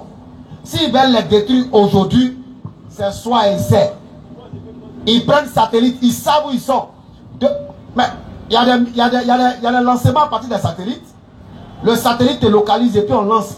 Ça vient, ça te détruit. Mais ils savent, ils ne le font pas. Parce que c'est de la politique. C'est des moyens de pression. Effectivement. Qu'ils utilisent pour mettre sur certains dirigeants. Il faut qu'il y ait l'instabilité. C'est de la politique. Nous, on doit laisser notre islam tranquille. C'est clair. C'est la même chose que nous avons dit concernant la traite négrière. Quand vous dites la traite négrière arabo-musulmane, il faudrait avoir l'aimabilité et l'esprit de justice de dire la traite négrière européo-chrétienne. C'est clair. La traite négrière africano-animiste. C'est clair. Là, on est équitable. Effectivement. Parce qu'il n'y a jamais eu aussi de traite négrière musulmane. C'est clair. Jamais de la vie. Le défi est lancé. Mais il y a eu traite arabe. Mais musulman, jamais de la vie. Au grand jamais. Ça fait plus de 3 mois qu'on a lancé le défi sur TikTok. Les gens bavardent à côté, mais personne n'ose s'approcher. Je ne parle l'essentiel. Parce qu'il n'y a jamais eu de traite négrière musulmane. Ça n'a jamais existé. Mais arabe, oui. Mais musulman, non. Jamais. Qu'Allah fasse notre compréhension. Amin. Je crois que c'est bon, c'est compris. Allons-y rapidement. Elle facilite la compréhension. On va passer à la seconde question. Il y a quelqu'un qui demande que dit l'islam concernant les pratiques des marabouts qui demandent des sacrifices. Vu que au début, vous avez parlé des sacrifices et autres. Donc, lui, il demande que dit l'islam par rapport aux marabouts qui demandent des sacrifices aux gens. Quel sacrifice? Parce que Soraka, on a dit, c'est une pratique islamique. Maintenant, le contenu. C'est ça, hein? Si le marabout, bon, marabout même c'est trop dit. Voilà. Si le féticheur, parce que le mot marabout c'est un peu galvaudé. Là aussi, ils ont galvaudé. Tellement Voilà. les gars guettent religion. Al-Mourabit, Al-Mourabitoun, jusqu'à on arrive à marabout, bon, il y a beaucoup de problèmes dedans. Donc, lorsqu'un féticheur, c'est un féticheur, S'il te demande un sacrifice coloré, il faut que tu donnes une vache blanche de couleur jaunâtre, un peu rouge, vert, qui n'a pas de temps, beaucoup de descriptions autour. Et qui n'a pas d'un tout. Il faut faire attention. Faut te méfier. Il faut faire attention tout simplement. Donc, les sadaka sont islamiques, mais il faut savoir c'est de quel sadaka on parle. C'est pourquoi tout à l'heure on a dit saraka. Saraka au sirata collé. C'est-à-dire siraka, sur la route. Saraka, siraka, sur la route. Ouais. C'est qu'on dépose sur la route. Ça n'a rien à voir avec Sodaka, qui est destiné aux pauvres, aux veuves, aux voyageurs et aux nécessités et aux personnes en détresse. C'est différent. C'est clair. Donc, Siraka et Sodaka, ça fait deux choses. C'est pas la même chose. Voilà. Aïwa étable la Siraka. Anouanda la Sodaka. Voilà. Allons-y. On a une question physique. Allons-y. On va appeler le frère Eden pour sa question. Il faut dire aussi qu'il était là le vendredi passé, mais compte tenu du temps, on n'a pas pu terminer. Donc, allons-y, il est là aujourd'hui.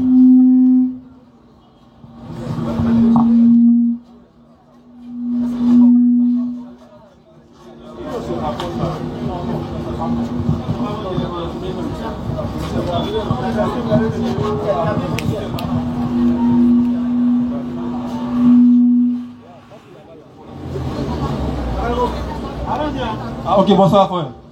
Comme il a dit, mon prénom c'est Eden. Avant de me poser ma question, j'aimerais d'abord demander un truc rapide là. Est-ce que le Coran c'est l'intégralité de la révélation qu'a reçu Mohammed? D'abord. L'intégralité de la révélation qu'il a reçue? Oui. Ok. C'est une question déjà. Tu dis avant de poser ta question. Pourtant, c'est une question. Non, j'ai dit avant de poser la question principale quoi.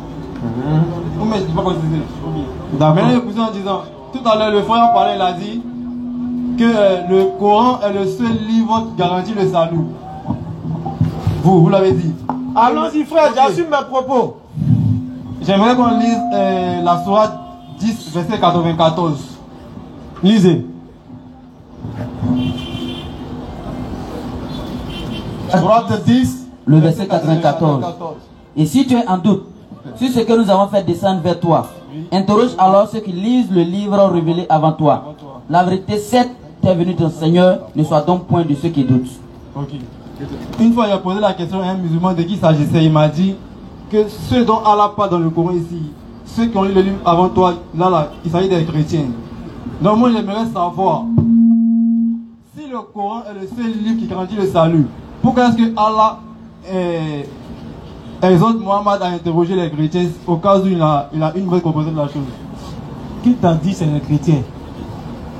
Bon, son nom, comment son nom? C'est pas Mohammed. Hein? Non, c'est un musulman qui prêchait à... Ah d'accord. Donc tu l'as pris comme référence de l'islam. Non, il a posé la question de savoir de qui il s'agissait. D'accord. Maintenant on va relire le verset. Toi-même tu vas déduire de qui il s'agit. Relis le verset. Et si tu es en doute si ce que nous avons fait descendre vers toi, interroge alors ceux qui lisent le livre révélé avant toi. Tu as entendu le livre quoi? Le livre révélé. Qui lit le livre révélé parmi les chrétiens? Est-ce que les chrétiens lisent un livre révélé? Allez. Je viens de la Bible. La Bible est révélée à quel prophète? Non, en fait, la Bible. Laisse en fait. La Bible est révélée à quel prophète? La Bible. Ouais, on dit en fait. Tu peux expliquer quelque chose qu'on a dit auparavant.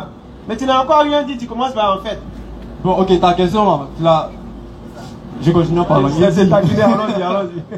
On va paniquer, ça va bien se passer. Si c'est rien. La Bible, c'est un assemblage de livres. Son étymologie, là, c'est Biblia qui signifie bibliothèque. Donc c'est un assemblage de livres. Non, pas Biblia. Biblia. Il dit Biblia, c'est ce qu'il a dit. Ta Biblia. Allons-y. Voilà, donc la Bible, comme je disais, c'est un assemblage de livres. Voilà, donc parmi ces livres-là, il y a des livres qui sont révélés. Donc en d'autres termes, relis le verset. Il ne faut pas faire dire au Coran ce que le Coran n'a jamais dit. Relis le verset. Interroge alors ceux qui lisent le livre révélé. Le Coran dit quoi? Ceux qui lisent le livre révélé. Révélé. Est-ce que c'est la Bible? C'est une question simple. Oui ou non, est-ce que c'est la Bible? C'est pas. Ça peut pas être la Bible parce que toi-même tu viens de dire que la Bible n'a pas été révélée. C'est un assemblage de livres. C'est ce que tu as dit. Oui, oui. Maintenant, qui a ordonné à ceux qui ont assemblé là d'assembler? Si c'est fort pour toi, je répète. Bon. Qui a assemblé? Première étape. Qui a assemblé le livre là pour lui donner le nom Bible? Qui l'a fait? Et puis qui leur a dit? Tu sais même pas qui a fait, et puis tu dis que c'est de ça le Coran parle. Non, avant de parler, j'ai dit que j'ai posé la question à celui dont tu as parlé là. Oui. C'est pas une référence en islam. En fait, on entend de se comprendre. Hein. Voilà, ne regarde pas ma manière de parler pour tu. C'est dans le sens de la compréhension. Voilà. Donc quand il dit ça quoi, c'est pour t'amener à comprendre. Oui, ça veut dire que tu dis, toi-même tu dis le livre révélé. Pourtant toi-même tu dis ici que la Bible n'est pas un livre révélé, mais c'est un assemblage de livres. Oui. Donc on devrait savoir d'abord, qui a assemblé ce livre-là? 2. Qui a donné le nom Bible? 3. Qui a donné à ceux qui ont assemblé là d'assembler? Si on a ces 3 réponses-là, on va comparer ça avec ce verset-là. Sinon, jusqu'à preuve du contraire, jusqu'à preuve du contraire, les différents livres révélés, Sourate 5, verset 44 pour descendre. On va citer les livres révélés que nous connaissons et reconnaissons et attestons de leur véracité. Clair comme Clarisse. Sinon, en dehors de ça, Bible, c'est les gens qui ont fait. C'est propre comme ceux qui ont fait, on les attrape, on les a allumés dans le débat. Non. Par exemple, on les demandait qui leur a donné d'assembler le livre. Ils vont nous dire sous quelle révélation ils ont assemblé ce livre. Est-ce qu'ils sont prophètes? S'ils ne sont pas prophètes, ils n'ont qu'à écrire livre, une œuvre littéraire simple. C'est tout. Mais le livre présenté comme venu de Dieu, là, c'est révélation uniquement. Si ce n'est pas révélé, il faut le laisser. Inspiration, c'est toi-même. Ça peut être le diable aussi.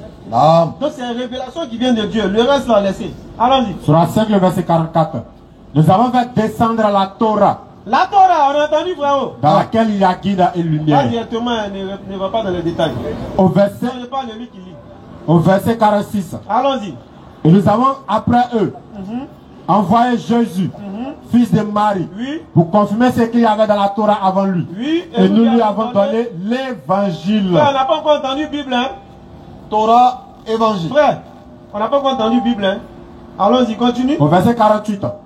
Et sur toi, Mohammed, hey, le daïré, nous avons fait descendre le livre avec la vérité. Attention. Le livre avec la vérité. Attention. Pour confirmer le livre qui était là avant lui et pour prévaloir sur lui. Sourate 3, verset 184. Tu vois que c'est clair, hein, papa? On a cité 2, on va citer un troisième. Après, elle te dit c'est quoi la Bible? Sourate 3, Imran, verset 184. Sourate 3, le verset 184. Sourate A, là, Stabi, Smarabika. Dernier verset. Rapidement. Non, on lit les deux, allons-y. Sourate 3, Sourate 3, le verset 184. C'est ça, on veut ça.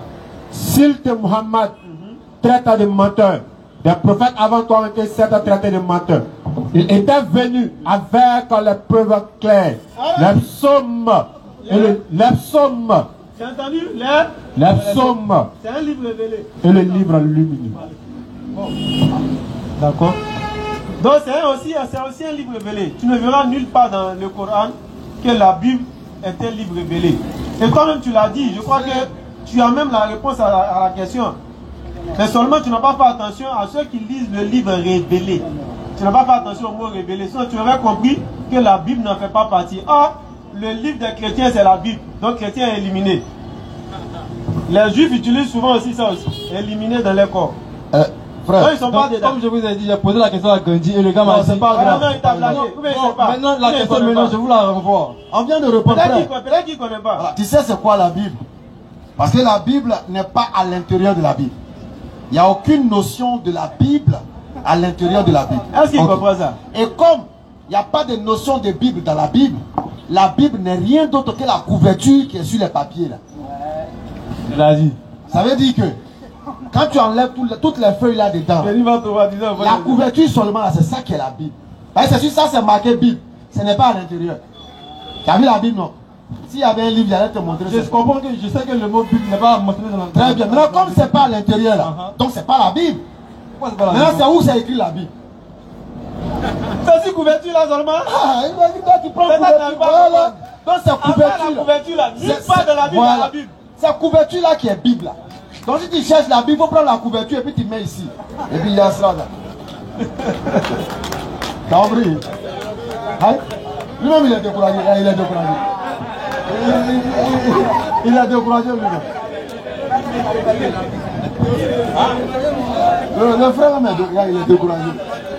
Ah, mais il a pas dit où? Il est fait ce matin et celui-là, il ne le voit plus.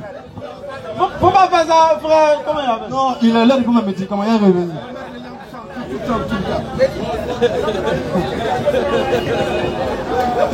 Béni, on va venir aller à ton micro là.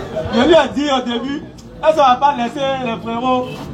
Je suivais le direct, mais vendredi passé, j'étais avec eux, c'était des éléments. Est-ce qu'on va pas laisser? Il dit non, on juste fait un peu. Bon, c'est comme ça, il ne voulait pas qu'il fasse. Que je la montée kimono. Mette ting. Mais respect. Il est revenu. Tu reviens. Oh, tu vas où? Il est là, Quand tu parles de kimono, tout ça. D'accord. Merci d'être venu. Inch'Allah. Pourquoi la chose a enfui? Venez. Voilà. Bon. La troisième question, c'est une question anonyme encore. On donne à plus, mais bon. Je ne sais pas pourquoi on fait ça. Avec. Yeah. Vous allez faire nous à s'asseoir en plus prêcher. Voilà, en plus prêcher. C'est good. Je ne sais pas pourquoi. Arrête et puis il glisse. Allons-y. Ok, il y a un frère qui demande. Il dit que vous les musulmans, vous dites que Jésus n'est pas Dieu. Mais pourtant, il est né sans père. Il a eu une naissance miraculeuse. Et il était mort et ressuscité. Et même en plus, dans votre livre, le Coran, là-bas même on dit qu'il n'est pas mort. Donc, il veut une explication. Pour lui, ça c'est une preuve qui est déjà suffisante pour dire qu'il est Dieu. Vu que dans le Coran, il n'est pas mort. Et puis aussi, il dit aussi que ces miracles sont mentionnés dans le Coran. Pourtant même, Mohammed, ces miracles ne sont pas mentionnés dans le Coran. Bon, ça là, ce modèle d'ignorance où la personne même parle et puis il est fâché là. Vraiment, c'est bizarre, hein? Attends. Montre-nous dans le Coran le passage qui dit que Adam est mort. C'est pourquoi il ne vient pas lui-même. Bah, là, c'est bizarre. Ah, puisque ça, on ne trouve pas dans le Coran où on dit il est mort là. C'est qu'il n'est pas mort, non? Vraiment. C'est qu'il n'est pas mort. Mais on va revenir au fait que tu dises que il n'a pas de papa. Allons-y, Luc. Ah, et dans la Bible d'abord, comme tu es un chrétien. Luc 3, le verset 38. Luc 3, 38. Fils de Nos, fils de Seth, fils d'Adam et fils de Dieu. Adam, fils de Dieu dans ce verset. Donc Adam est le fils de Dieu. Jésus, vous dites, il est le fils de Dieu. Donc si on trouve comment Adam est le fils de Dieu, on trouverait également comment Jésus est le fils de Dieu. Yo, moi, la maman. Et le Coran va répondre. Ah. C'est ça. Pour Allah, Non. Jésus est comme Adam, Jésus est comme Adam. qu'il créa de poussière Il a créé Adam de poussière. et qu'il dit soit, Il a dit soit. et il fut. Donc Jésus n'est rien d'autre que le kun fayakun d'Allah. C'est clair. Il n'est rien d'autre que le kun fayakun d'Allah. C'est clair. C'est pourquoi la Bible te rappelle, quand il dit non, Jésus est le fils de Dieu, il n'a pas de père, dis-nous qui est son papa. Son papa, c'est le papa de Adam. C'est clair. Si tu trouves le père de Adam, tu as trouvé le père de Jésus. Effectivement. Et le Coran t'aide à comprendre qu'en réalité, quand la Bible te parle de fils ici, il ne faut pas comprendre ça de façon naturelle, physique. C'est clair. Kun payakun, soit et c'est. Ils sont C'est tout. même chose là-bas. C'est tout. Donc voilà ce qui concerne Jésus, fils de Dieu. Ça n'établit pas sa divinité. C'est clair. Si on doit se baser sur ça, Adam est plus Dieu que Jésus. Effectivement. Subhanallah, qu'Allah nous en préserve. Amen. Donc voilà un peu ce qu'on pouvait dire sur la question concernant fils de Dieu. Concernant les miracles. Miracle, la mort. Non, la mort, il a géré la mort déjà. La mort, on a géré. Il a géré la mort. Non, Jésus dans le Coran, il y a débat dessus. Mais nous, on a notre position, sera une position. Nous, notre position, c'est qu'il n'a pas été crucifié. Il n'a pas encore goûté à la mort naturelle des hommes. Ça, c'est de l'essor d'Allah. C'est lui, il fait ce qu'il veut. Allah l'a élevé vers lui. Et il sera un signe à la fin des temps. Et quand il viendra, il goûtera à sa part. C'est clair. Ça, c'est ce qu'une partie de l'islam dit. Et c'est ça, nous, notre position. Il y a d'autres qui disent le contraire. On ne rentre pas dans ça. Mais toujours est-il que ce qui est essentiel, il faut le répéter, il faut le dire, il faut l'éclaircir. Même ceux qui disent qu'il a été, n'est-ce pas, il est mort, ils parlent d'une mort naturelle et non, il a été tué ou crucifié. Non, non, ils ne parlent pas. Parce qu'on voit certains calomniateurs calomnier ceux parmi et les gens qui ont cette position-là, disent non, il dit qu'il est mort, c'est un mécréant. C'est faux. Il dit qu'il est mort sur la croix. C'est ça qui est la mécréance. Alors il dit, Waman Kotalouhu, Waman Solabouhu. C'est ce qui est clair établi dans le Coran. Ils ne l'ont ni tué ni crucifié. Quiconque parmi les musulmans qui nie cela, c'est-à-dire qu'ils l'ont tué ou crucifié, c'est lui-là qui est mécréant. Il a mécru le Coran. Non. Mais celui qui dit qu'il n'a ni été tué ni été crucifié, mais qui dit qu'au travers d'un mot utilisé, qui dans d'autres versets peut signifier mettre fin à ta vie terrestre, peut signifier la mort, peut signifier le sommeil. Lui, il a pris un pain. Pour lui et son groupe, lui et ceux en qui ils ont cru la même chose, ont pris un pain pour lui, non, mettre fin à ta vie terrestre ici signifie, n'est-ce pas, le faire mourir. Non. Mais ils reconnaissent qu'il reviendra à la fin des temps. Comment ils disent Allah wa alam. On ne peut pas rendre l'homme mécréant pour ça. Non, non, on n'a pas de mais nous, notre position, elle est claire. Il n'a pas été tué, il n'a pas été crucifié comme tous les musulmans le disent. Non. Mais nous, on dit aussi, Inni, Mutawafika, voilà, vu il est. Tu vas mettre fin à ta vie terrestre et t'élever vers moi. Voilà, vu il est. Et t'élever vers moi. Ici, dans ce verset, Allah, il dit, je vais mettre fin à ta vie terrestre, je vais t'élever vers moi. Nous, on prend ça comme de la manière que dans le sommeil, nous dormons. Donc, nous disons qu'il n'est pas mort. C'est nous notre position. Non. Voilà. Et c'est sous la position de la majorité qui dit qu'il n'est pas mort. C'est sur ça que nous, on est. C'est clair. Mais nous ne disons pas que ceux qui sont sur l'autre position, telle que je l'ai expliqué, sont mécréants ou autres. Pas du tout. Ça ne les enlève pas de l'islam. C'est clair. Ceux qui veulent utiliser leur passion pour enlever quelqu'un de l'islam dans ça, qu'ils aient le courage d'aller s'asseoir avec ces personnes-là pour exposer leurs preuves. C'est tout. Takbashi, là, il n'y a rien dedans. C'est clair. Voilà. C'est clair. Takbashi. Moi, ça a été très clair. Très, très clair. Nous-mêmes, on est dehors, on est là. Les positions qu'on défend là. Laissez Takbashi. Un colo, c'est pas, c'est tout. On est fatigué de Dawa. C'est pourquoi on ne répond pas aux ignorants et aux calomniateurs qui sont derrière. Non. On aime les garçons qui viennent face à face. Et ça, il fallait qu'on fasse cette précision-là. Pour dire qu'on ne les a pas oubliés. Le chien aboie la caravane. Maintenant, et le côté de miracle de Mohammed dans le Coran. Miracle. Déjà, il y a la lune là-même. Allah, en fait, Allah, il ne met pas l'accent. Allah ne met pas l'accent sur les miracles. Non. Ça, c'est un élément important qu'on doit mentionner. Les miracles là. Allah, il dit dans la sourate 17, verset, je crois 59, ils vont me prendre ça après, c'est un verset qu'on aimait beaucoup réciter. Allah, il a envoyé des miracles à des peuples, mais ça n'a pas été cause de guidance. Source de guidance, non. Par exemple, le peuple d'Israël, c'est quel miracle ceux-là ils n'ont pas vu? La manne et la caille, et d'abord moyen qui vient du paradis. Mais ça, c'est rien, et montagne qui a accouché chameau. Montagne qui a accouché chameau. Il y a eu toutes sortes de miracles. Ça a changé. Mais les miracles viennent depuis ça. C'est pourquoi lorsque les apôtres sont venus demander à Jésus de faire descendre une table du ciel par laquelle ils allaient, n'est-ce pas, se rassasier, une table bien garnie qui vient du paradis directement. Au début, Isa alayhi salam, il se offusquait de cela. Il a dit, mais vous cherchez quoi? C'est la sourate 5. Vous cherchez quoi? Tout ce que Dieu vous a montré. Mais j'ai insisté, Allah il leur a donné un garant clair. Je vais faire descendre la table du ciel. Mais si après ça, parmi vous, il y a quelqu'un qui me croit, je vais le châtier d'un châtiment dont nul autre dans l'univers n'a été châtié auparavant. Allahu Akbar. C'est-à-dire que le miracle Allah il envoie, c'est l'une des dernières étapes. Pour dire qu'il en a tout fait, il ne veut pas croire. Allah il envoie le miracle pour dire, regarde mes prodiges. Quand le miracle mais ça a été cause pour que les gens ne croient pas. Donc les miracles sont un rempart. C'est le dernier, n'est-ce pas, tremplin entre le châtiment et la miséricorde. Il veut faire miséricorde, il vous laisse, il vous laisse, il vous laisse.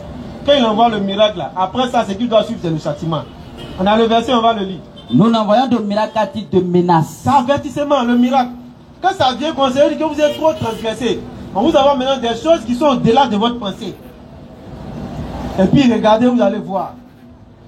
Si après ça vous me croyez, c'est que vous là, c'est le châtiment. On peut plus rien faire. Donc le miracle, c'est pas l'islam ne met pas l'accent sur ça. Sourate 20, verset 133. Après ça, sinon, le plus grand des miracles, c'est le Coran. Sourate 20, verset 133. Ils ont même lu le verset. Ces versets sont une preuve illuminante. Bon, allons-y à son verset d'avant. Sourate 20, le verset 133. Et ils disent quoi? Pourquoi ne nous apporte-t-il pas un miracle de son Seigneur? Pourquoi Mohammed ne vient pas les miracles comme les Jésus, comme les Moussa, plein de miracles? Pourquoi? La preuve est le Coran. Allah vous dit la preuve. Le Coran. La preuve, vas-y. De ce qui contiennent les écritures anciennes. Non. Ne leur est-elle pas venue? Alors, le Coran vient vous rappeler des choses qu'il y a eu, dont Mohammed même n'avait pas connaissance, et même des choses dont vous-même vous n'aviez pas connaissance. Demande à un chrétien, demande à un juif, c'est quoi l'enfer, c'est quoi le paradis, ils ne connaissent pas. Prends la Bible, demande-leur, ils n'ont qu'à te montrer enfer et paradis dans la Bible. Il n'y en a pas. Demande à un chrétien, décris-moi le paradis, décris-moi l'enfer. Quel est son contenu, qu'est-ce qu'il y a, il ne connaît pas. Des gens qui disent qu'ils ont adoré Dieu sur la terre, ils vont mourir, ils vont adorer Dieu au ciel. Il dit paradis quoi, moi béni, je ne suis pas dedans. Vraiment. Je ne vais pas passer mon temps à faire prière nocturne, à jeûner, à m'abstenir. Et puis je m'avais chez Dieu encore, je m'avais jeûné, je m'avais prié, je m'avais m'abstenir. Paradis c'est là, on t'a là. Non, non, non, il ne veut pas. Non, on veut paradis où on porte pyjama. Hey! Alors quand tu rentres, tu viens, attention. Tout est là, il n'y a pas de valise. Tu as porté pyjama, ton linceul pyjama. Et puis il y a le ruisseau de vin. Et puis on plonge dedans. C'est bien. On fait rêver, hein. Il y a le ruisseau de lait. Ah! Non, on plonge dedans. Comme on avait de lait. Ce que mon cœur désire, j'ai ça.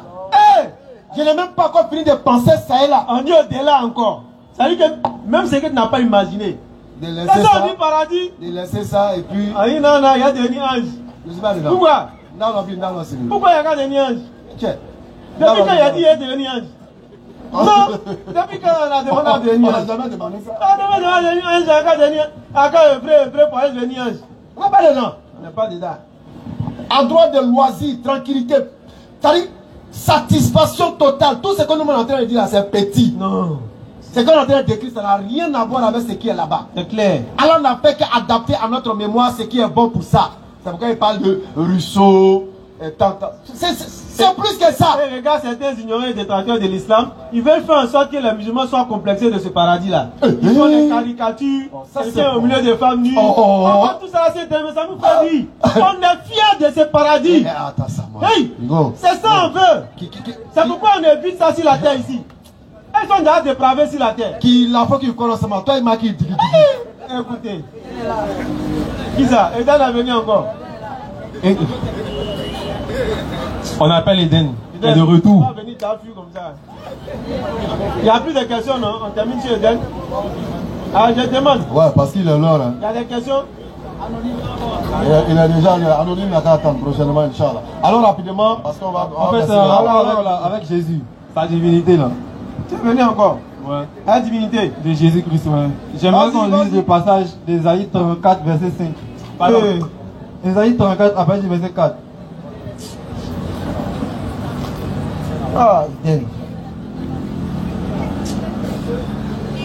Eden. Eden a pris Ésaïe 34. Ésaïe 34, le verset 4. Ésaïe 35, après du verset 4. Ésaïe 35, verset 4. Ésaïe 35, le verset 4, c'est ça? Oui, oui. Dites à ceux qui ont le cœur troublé, prenez courage, ne craignez point. Voici votre Dieu. La vengeance en viendra, la rétribution de Dieu. Il viendra lui-même et vous sauvera. Ok. Maintenant, Luc 7.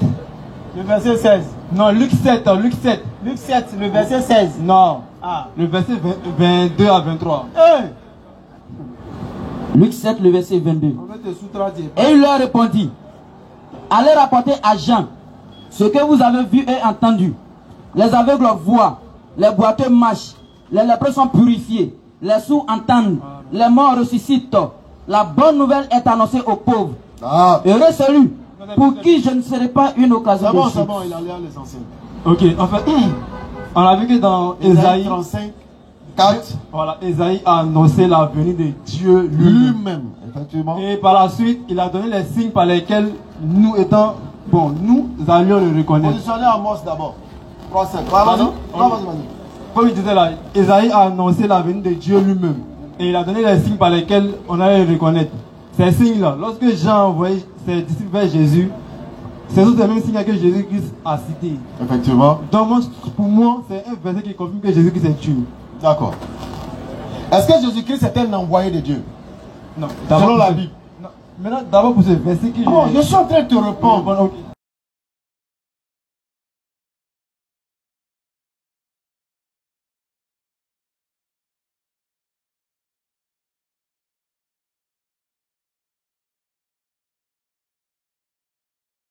Ça peut être écrit, on le commissionne. Ça dit, je peux mettre une parole dans ta bouche pour aller faire et puis t'envoyer avec la parole. Donc Jésus-Christ est un envoyé. Amos nous dit quoi? Car le Seigneur l'Éternel ne fait rien sans avoir révélé son secret à ses serviteurs les prophètes. Les prophètes. Quand on dit prophète, c'est un porte-parole de Dieu. Tu sais ça? C'est-à-dire le prophète, c'est une personne qui porte la parole de Dieu. Effectivement. Pour la transmettre. Comme je t'ai fait porter ma parole pour t'envoyer. Ok? Donc, la Bible te dit que Dieu ne fait rien sans le révéler à ses serviteurs qui portent sa parole. Mais quelqu'un qui porte la parole de Dieu, qui est le représentant de Dieu, il est Dieu sans être je mets ma parole dans ta bouche. Il dit va dans l'assemblée. Je t'envoie, tu vas aller à mon nom, tu vas aller leur dire ça, ça, ça, ça. Et quand tu arrives, Béni m'envoie vous dire qui est en train de parler. C'est moi. Ça dit c'est moi au travers de toi. Ouais. Voilà. Donc Dieu ne fait rien sans révéler ses secrets à ses serviteurs qui vont porter sa parole vers le peuple. Non. Donc quand on te dit que Dieu viendra lui-même, parce que le porte-parole et Dieu font un dans le sens de la transmission du message et de l'accomplissement de la volonté de Dieu. C'est pourquoi dans Jean chapitre 17, à partir du verset 20, Jésus va nous démontrer cela. Que celui qui porte la parole de Dieu, ou qui marche selon les prescriptions de Dieu, il fait corps avec Dieu sans pour autant être Dieu. Jean chapitre 17 à partir du verset 20. Écoute, hein. Jean 17, Non. à partir du verset 20. Ce n'est pas pour eux seulement que je prie, Non. mais encore pour ceux qui croiront en Bien moi écouter ça. Non. par leur parole. Afin que tous soient un. Sois un. Comme toi, Père, Comme toi, Père, tu es en moi. tu es à moi. Et comme je suis à toi. Et comme je suis en toi, Afin qu'eux aussi afin qu'eux aussi. soient un en nous. Tu as bien compris, non? Ouais, ouais. Au verset 23. Tu vois que Jésus et Dieu font un, non? C'est clair. Oui. Jésus, Dieu et les disciples font un. Moi en eux. Attends, est-ce qu'ils font véritablement un? C'est ce qu'il a dit là, ouais. Dieu et Jésus font un, ouais. Non. Dieu et Jésus font un. Écoute bien. Et Jésus dit aussi que Dieu, Jésus et les disciples font un. Il n'a pas dit ça, il faut le dire. Là-dessus. Je savais que tu n'avais pas compris. Ce n'est pas pour eux seulement que je prie. Écoute bien. Hein. Pardon, Mais mais à- Vas-y, Jean chapitre Jean 17, à partir du donne-lui le verset verset, non, donne-lui le verset direct. Afin que tout soit. Jean 17 à le verset 21. Voilà, prends à partir du verset 21. Tu suis avec nous, ok? Non, on va y arriver. On va aller doucement, doucement. Allons-y, tu suis avec nous, vas-y. Ou bien, comment tu peux lire? Vas-y, lis, vois. Verset 21. Verset 21. Allons-y. Afin que tous soient un. Comme toi, Oui. Père, tu es en moi et, Et que- comme je suis en toi. Oui, continue. Afin que eux aussi soient un en nous. Très bien. Pour que le monde croit que tu Pause. m'as envoyé. Est-ce que Jésus n'a pas dit que lui et Dieu font un et tous les disciples font un? Non. Il a dit, lui et Dieu font un. Mais D'accord. il a dit qu'il pourrait pour que eux fassent un aussi avec lui. Ça veut dire quoi? Ça veut dire quoi? Non, tu me demandes Bon, si... Jésus et tu me Dieu demandes- font un là, ça veut dire quoi? Ça veut dire quoi? Comme il a dit là, il est en Dieu, Dieu en lui. Très bien. Maintenant, il dit les disciples aussi n'ont qu'à être en lui et Dieu en eux pour qu'ils soient un. Mais tu n'as pas lu ça. Voilà, s'il y a lui, ça me quand tu me demandes si ici ils sont en eux. Si qui est à qui? Si les disciples sont... Non, il m'a demandé si les disciples et Jésus font un aussi. Oui. Il a dit, avec ce verset qu'il vient de voir là, non. Si, relis, c'est relis. ce qui est écrit. Relis. Afin que Eux aussi, tous soient un. voilà. Un. Afin que, Eux aussi soient un. Lis. afin que tous soient un. Un. Il n'y a pas un ici. Hein. Lis. Continue. Ah, ok. Afin que tous soient un. Comme toi, Père, tu es en moi. Continue. Et comme je suis en toi. Continue. Afin que eux aussi Eux aussi, là, faut bien lire la soient partie. un en nous. Voilà. Eux aussi sont un, hein? En nous. Nous, la Jacques, oui. C'est qui et qui? Nous, la Jacques. Jésus et eux. Et Dieu. Très Eux bien. qui sont un, hein? Jésus et eux, Dieu. Est-ce que les disciples sont pour autant Dieu? Non. Non. Mais tu sais pourquoi ils sont un? Parce que les disciples et Jésus obéissent à la parole de Dieu. Donc, celui qui obéit à la parole de Dieu fait un avec Dieu. Très bien. En islam, on te dit, par exemple, écoute bien. Écoute le hadith qu'on dit. En islam, on te dit, lorsque tu atteins le degré de Al-Islam, c'est-à-dire c'est le degré supérieur de la piété, là, ta main devient la main de Dieu. Parce que cette main-là, tu vas plus prendre ça pour aller appuyer le pocle. Tu as vu, non? Ta bouche devient la bouche de Dieu. Attention, bouche. Tu as plus prendre ça parler, l'appeler la poitrine. Attention. T'as vu non? Tes pieds deviennent le pied de Dieu. Attention le pied. Tu vois? Allons-y. Voilà. Donc pour te dire quoi? En un mot, tout ton être devient un avec Dieu, non pas de façon physique, mais de façon obéissante. Je peux même de citer même le hadith Qudsi. Alors il dit, mon serviteur ne cesse de m'obéir en accomplissant les actes obligatoires que je lui ai ordonnés. Mon serviteur ne cesse de se rapprocher de moi en accomplissant les actes surrogatoires jusqu'à ce que je l'aime. Et lorsque je l'aime, je deviens les pieds avec lesquels il marche, je deviens les mains avec lesquelles il touche. Si quelqu'un s'en prend à lui, je déclare la guerre à ce dernier-là. Tu as vu non? C'est-à-dire que si tu t'en prends à lui, tu t'en prends à Dieu. Donc voilà, donc c'est pas de façon physique, mais c'est de façon d'obéir. C'est-à-dire obéir et marcher. Voilà. Donc c'est ça le 1. Alors Dieu, ne pouvant pas quitter sa position de grandeur, parce qu'il n'a pas besoin de se déplacer pour que les choses soient. De là où il est, il pèse tous de son regard. Il lui suffit seulement de dire soit et la chose est. Quelqu'un qui a le pouvoir de dire soit et est, est-ce qu'il a besoin de se déplacer? Vraiment, normalement non. Non, il n'a pas besoin de s'humaniser, de devenir un homme pour régler les problèmes. Non. Il n'a pas besoin de ça. Pas du tout. Soit et c'est. Kun fayakun. Alors, puisque Dieu n'a pas besoin de se déplacer, il va envoyer son porte-parole. Non. Et le porte-parole devient maintenant la manifestation physique de Dieu sur terre. C'est pourquoi Luc 7, verset 16, tu vas lire, on va écouter. Tu as vu non? Tu vois comme c'est clair quand on explique clairement. Tu vois non? Tout est clair. Non, on va ton continuer. Luc 7 là, et puis pour augmenter ce qu'il a dit. Luc 7, tu commences au verset 15 et puis tu lis le verset 16. Avant d'aller au verset 23 que tu es allé là, ça devait te faire comprendre ce qui est dans la suite. Allons-y. Luc 7, 15. Verset 15. Et le mort s'assit et se mit à parler. Jésus lui rendit à sa mère. Ici, tu sais de quoi on parle, non? Jésus vient de faire un miracle, il a ressuscité un mort. Qu'est-ce que la foule qui est là-bas, où nous on n'était pas là, qu'est-ce qu'ils ont dit? Ceux qui étaient là-bas, là, ils ont dit quoi? Tous furent saisis de crainte. Ils ont eu peur, c'est un prodige, c'est un miracle. Maintenant, ils ont dit quoi? Et ils glorifiaient Dieu en disant. Ils glorifiaient qui? Dieu. Pas Jésus. C'est-à-dire quelqu'un a fait un miracle. Jésus fait un miracle et puis il glorifie Dieu. Oui, oui. Voilà. Tu vois qu'il y a un problème derrière. Ils ont dit quoi? Ça doit nous interpeller. C'est ça. Jésus fait un miracle et puis il glorifie Dieu. Parce qu'ils savent que vois un c'est peu. Dieu qui s'est manifesté C'est Dieu qui fait. dans l'action en fait. Frère, Jésus m'a dit je ne puis rien faire de moi-même. Lis la suite. C'est important. Un grand prophète a apparu parmi nous. Un grand prophète est apparu parmi nous. Et Dieu a visité son peuple. Tel qu'il te disait tout à l'heure. Dieu viendra lui-même. C'est ça qui est là. Est-ce que Dieu n'a pas visité son peuple? Il a Comment? visité son peuple. Au travers des miracles De son prophète que Jésus n'a pas fait de lui-même. Maintenant, regarde. On va donner un deuxième exemple par rapport à lui-même là. On va commencer par Exode chapitre 33, le verset 14. Ensuite, Exode chapitre 7, le verset 17. Très bon.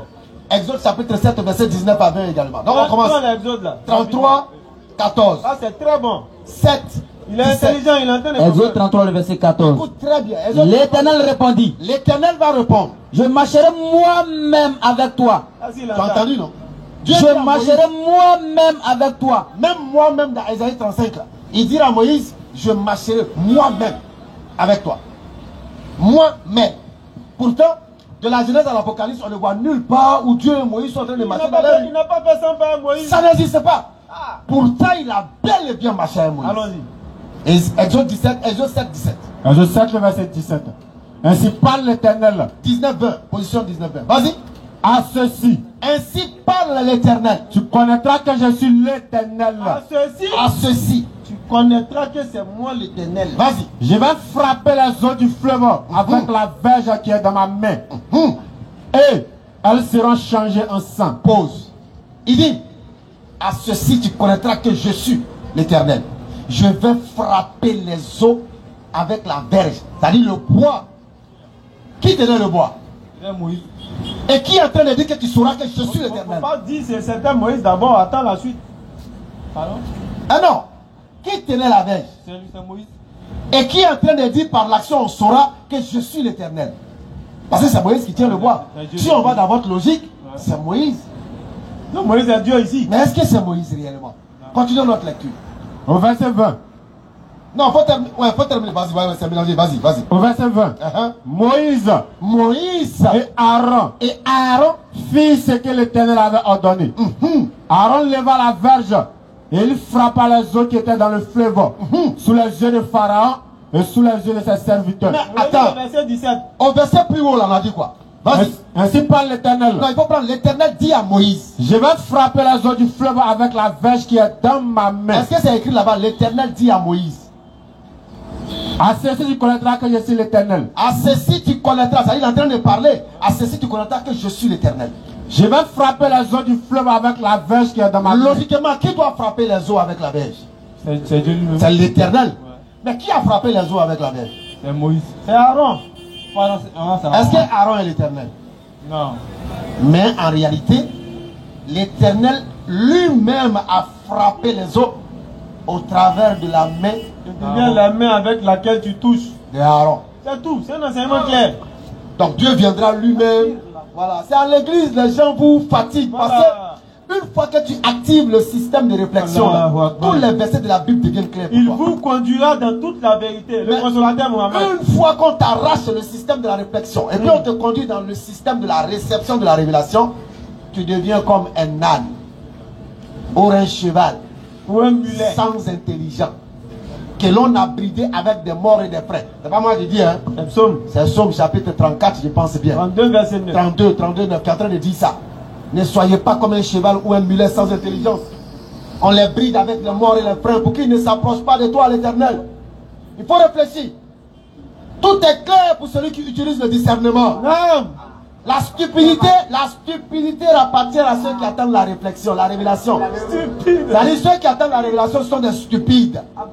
Mais ceux qui comprennent l'écriture par l'intelligence, c'est ceux-là que Dieu aime. C'est clair. C'est pourquoi dans le livre de Daniel chapitre 13 à partir du verset 6, on te dit que le jour de la résurrection, ceux qui auront été intelligents là, Ceux qui auraient ils été vont intelligents. briller comme la splendeur du soleil. Non. Akbar.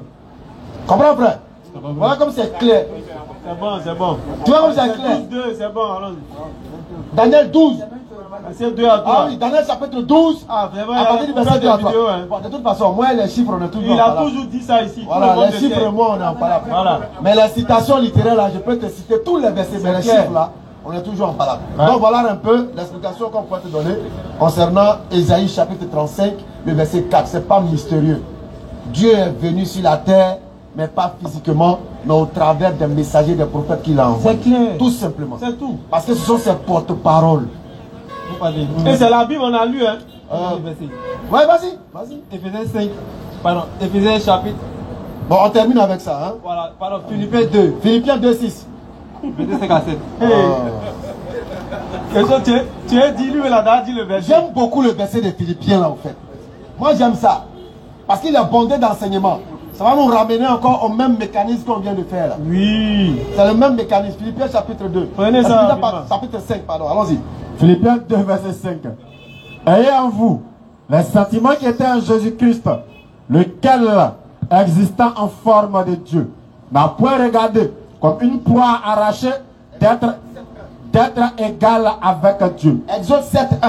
Mais s'est dépouillé lui-même en prenant une forme de serviteur, en devenant semblable aux hommes et ayant paru comme un simple homme. Il s'est humilié lui-même. C'est fini. D'accord. Allons-y. Qu'est-ce que tu veux comprendre? Selon ma compréhension, D'accord. parce que nous, on a appris à l'église que Dieu est un être multidimensionnel. Voilà. C'est-à-dire Dieu il a plusieurs facettes. D'accord. Voilà. Et ici on dit que Jésus-Christ s'est dépouillé. D'accord. Il s'est rendu semblable aux hommes. Ça veut dire qu'il n'était pas un homme. Dans ma question là, il s'est dépouillé de quoi? Ah! C'est ça que je m'apprêtais à te dire. De sa divinité. C'est Bien. Semblable aux hommes. Ok. S'il se dépouille de sa divinité, est-ce que Jésus sur terre, il est encore Dieu? Pardon? Il va le mais oui. Tu as entendu, tu as... Lui-même, il rit. Pardon? Répétons la question. Il a fait le système, pardon? Quand Jésus-Christ... Parce que la question que tu me poses, c'est ce que je m'apprêtais à te poser. C'est ça qui est sous mes yeux ici. Il s'est dépouillé. De quoi? Quand il se dépouille de ce qui fait de lui Dieu là-haut, quand il est sur la terre, est-ce qu'il est toujours Dieu?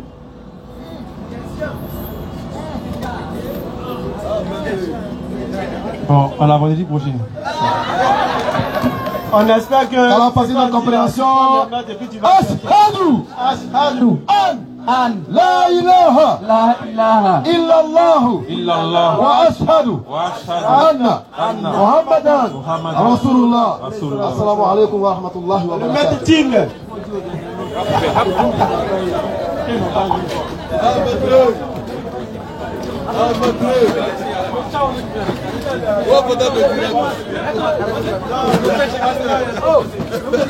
Hey, parlez, on dit vendredi prochain, nous ne serons pas ici. Inch'Allah. Vendredi prochain, il n'y aura pas de rappel ici.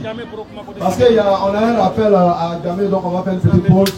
Donc vendredi prochain, il n'y a pas de rappel, ça sera vendredi sur prochain, Inch'Allah.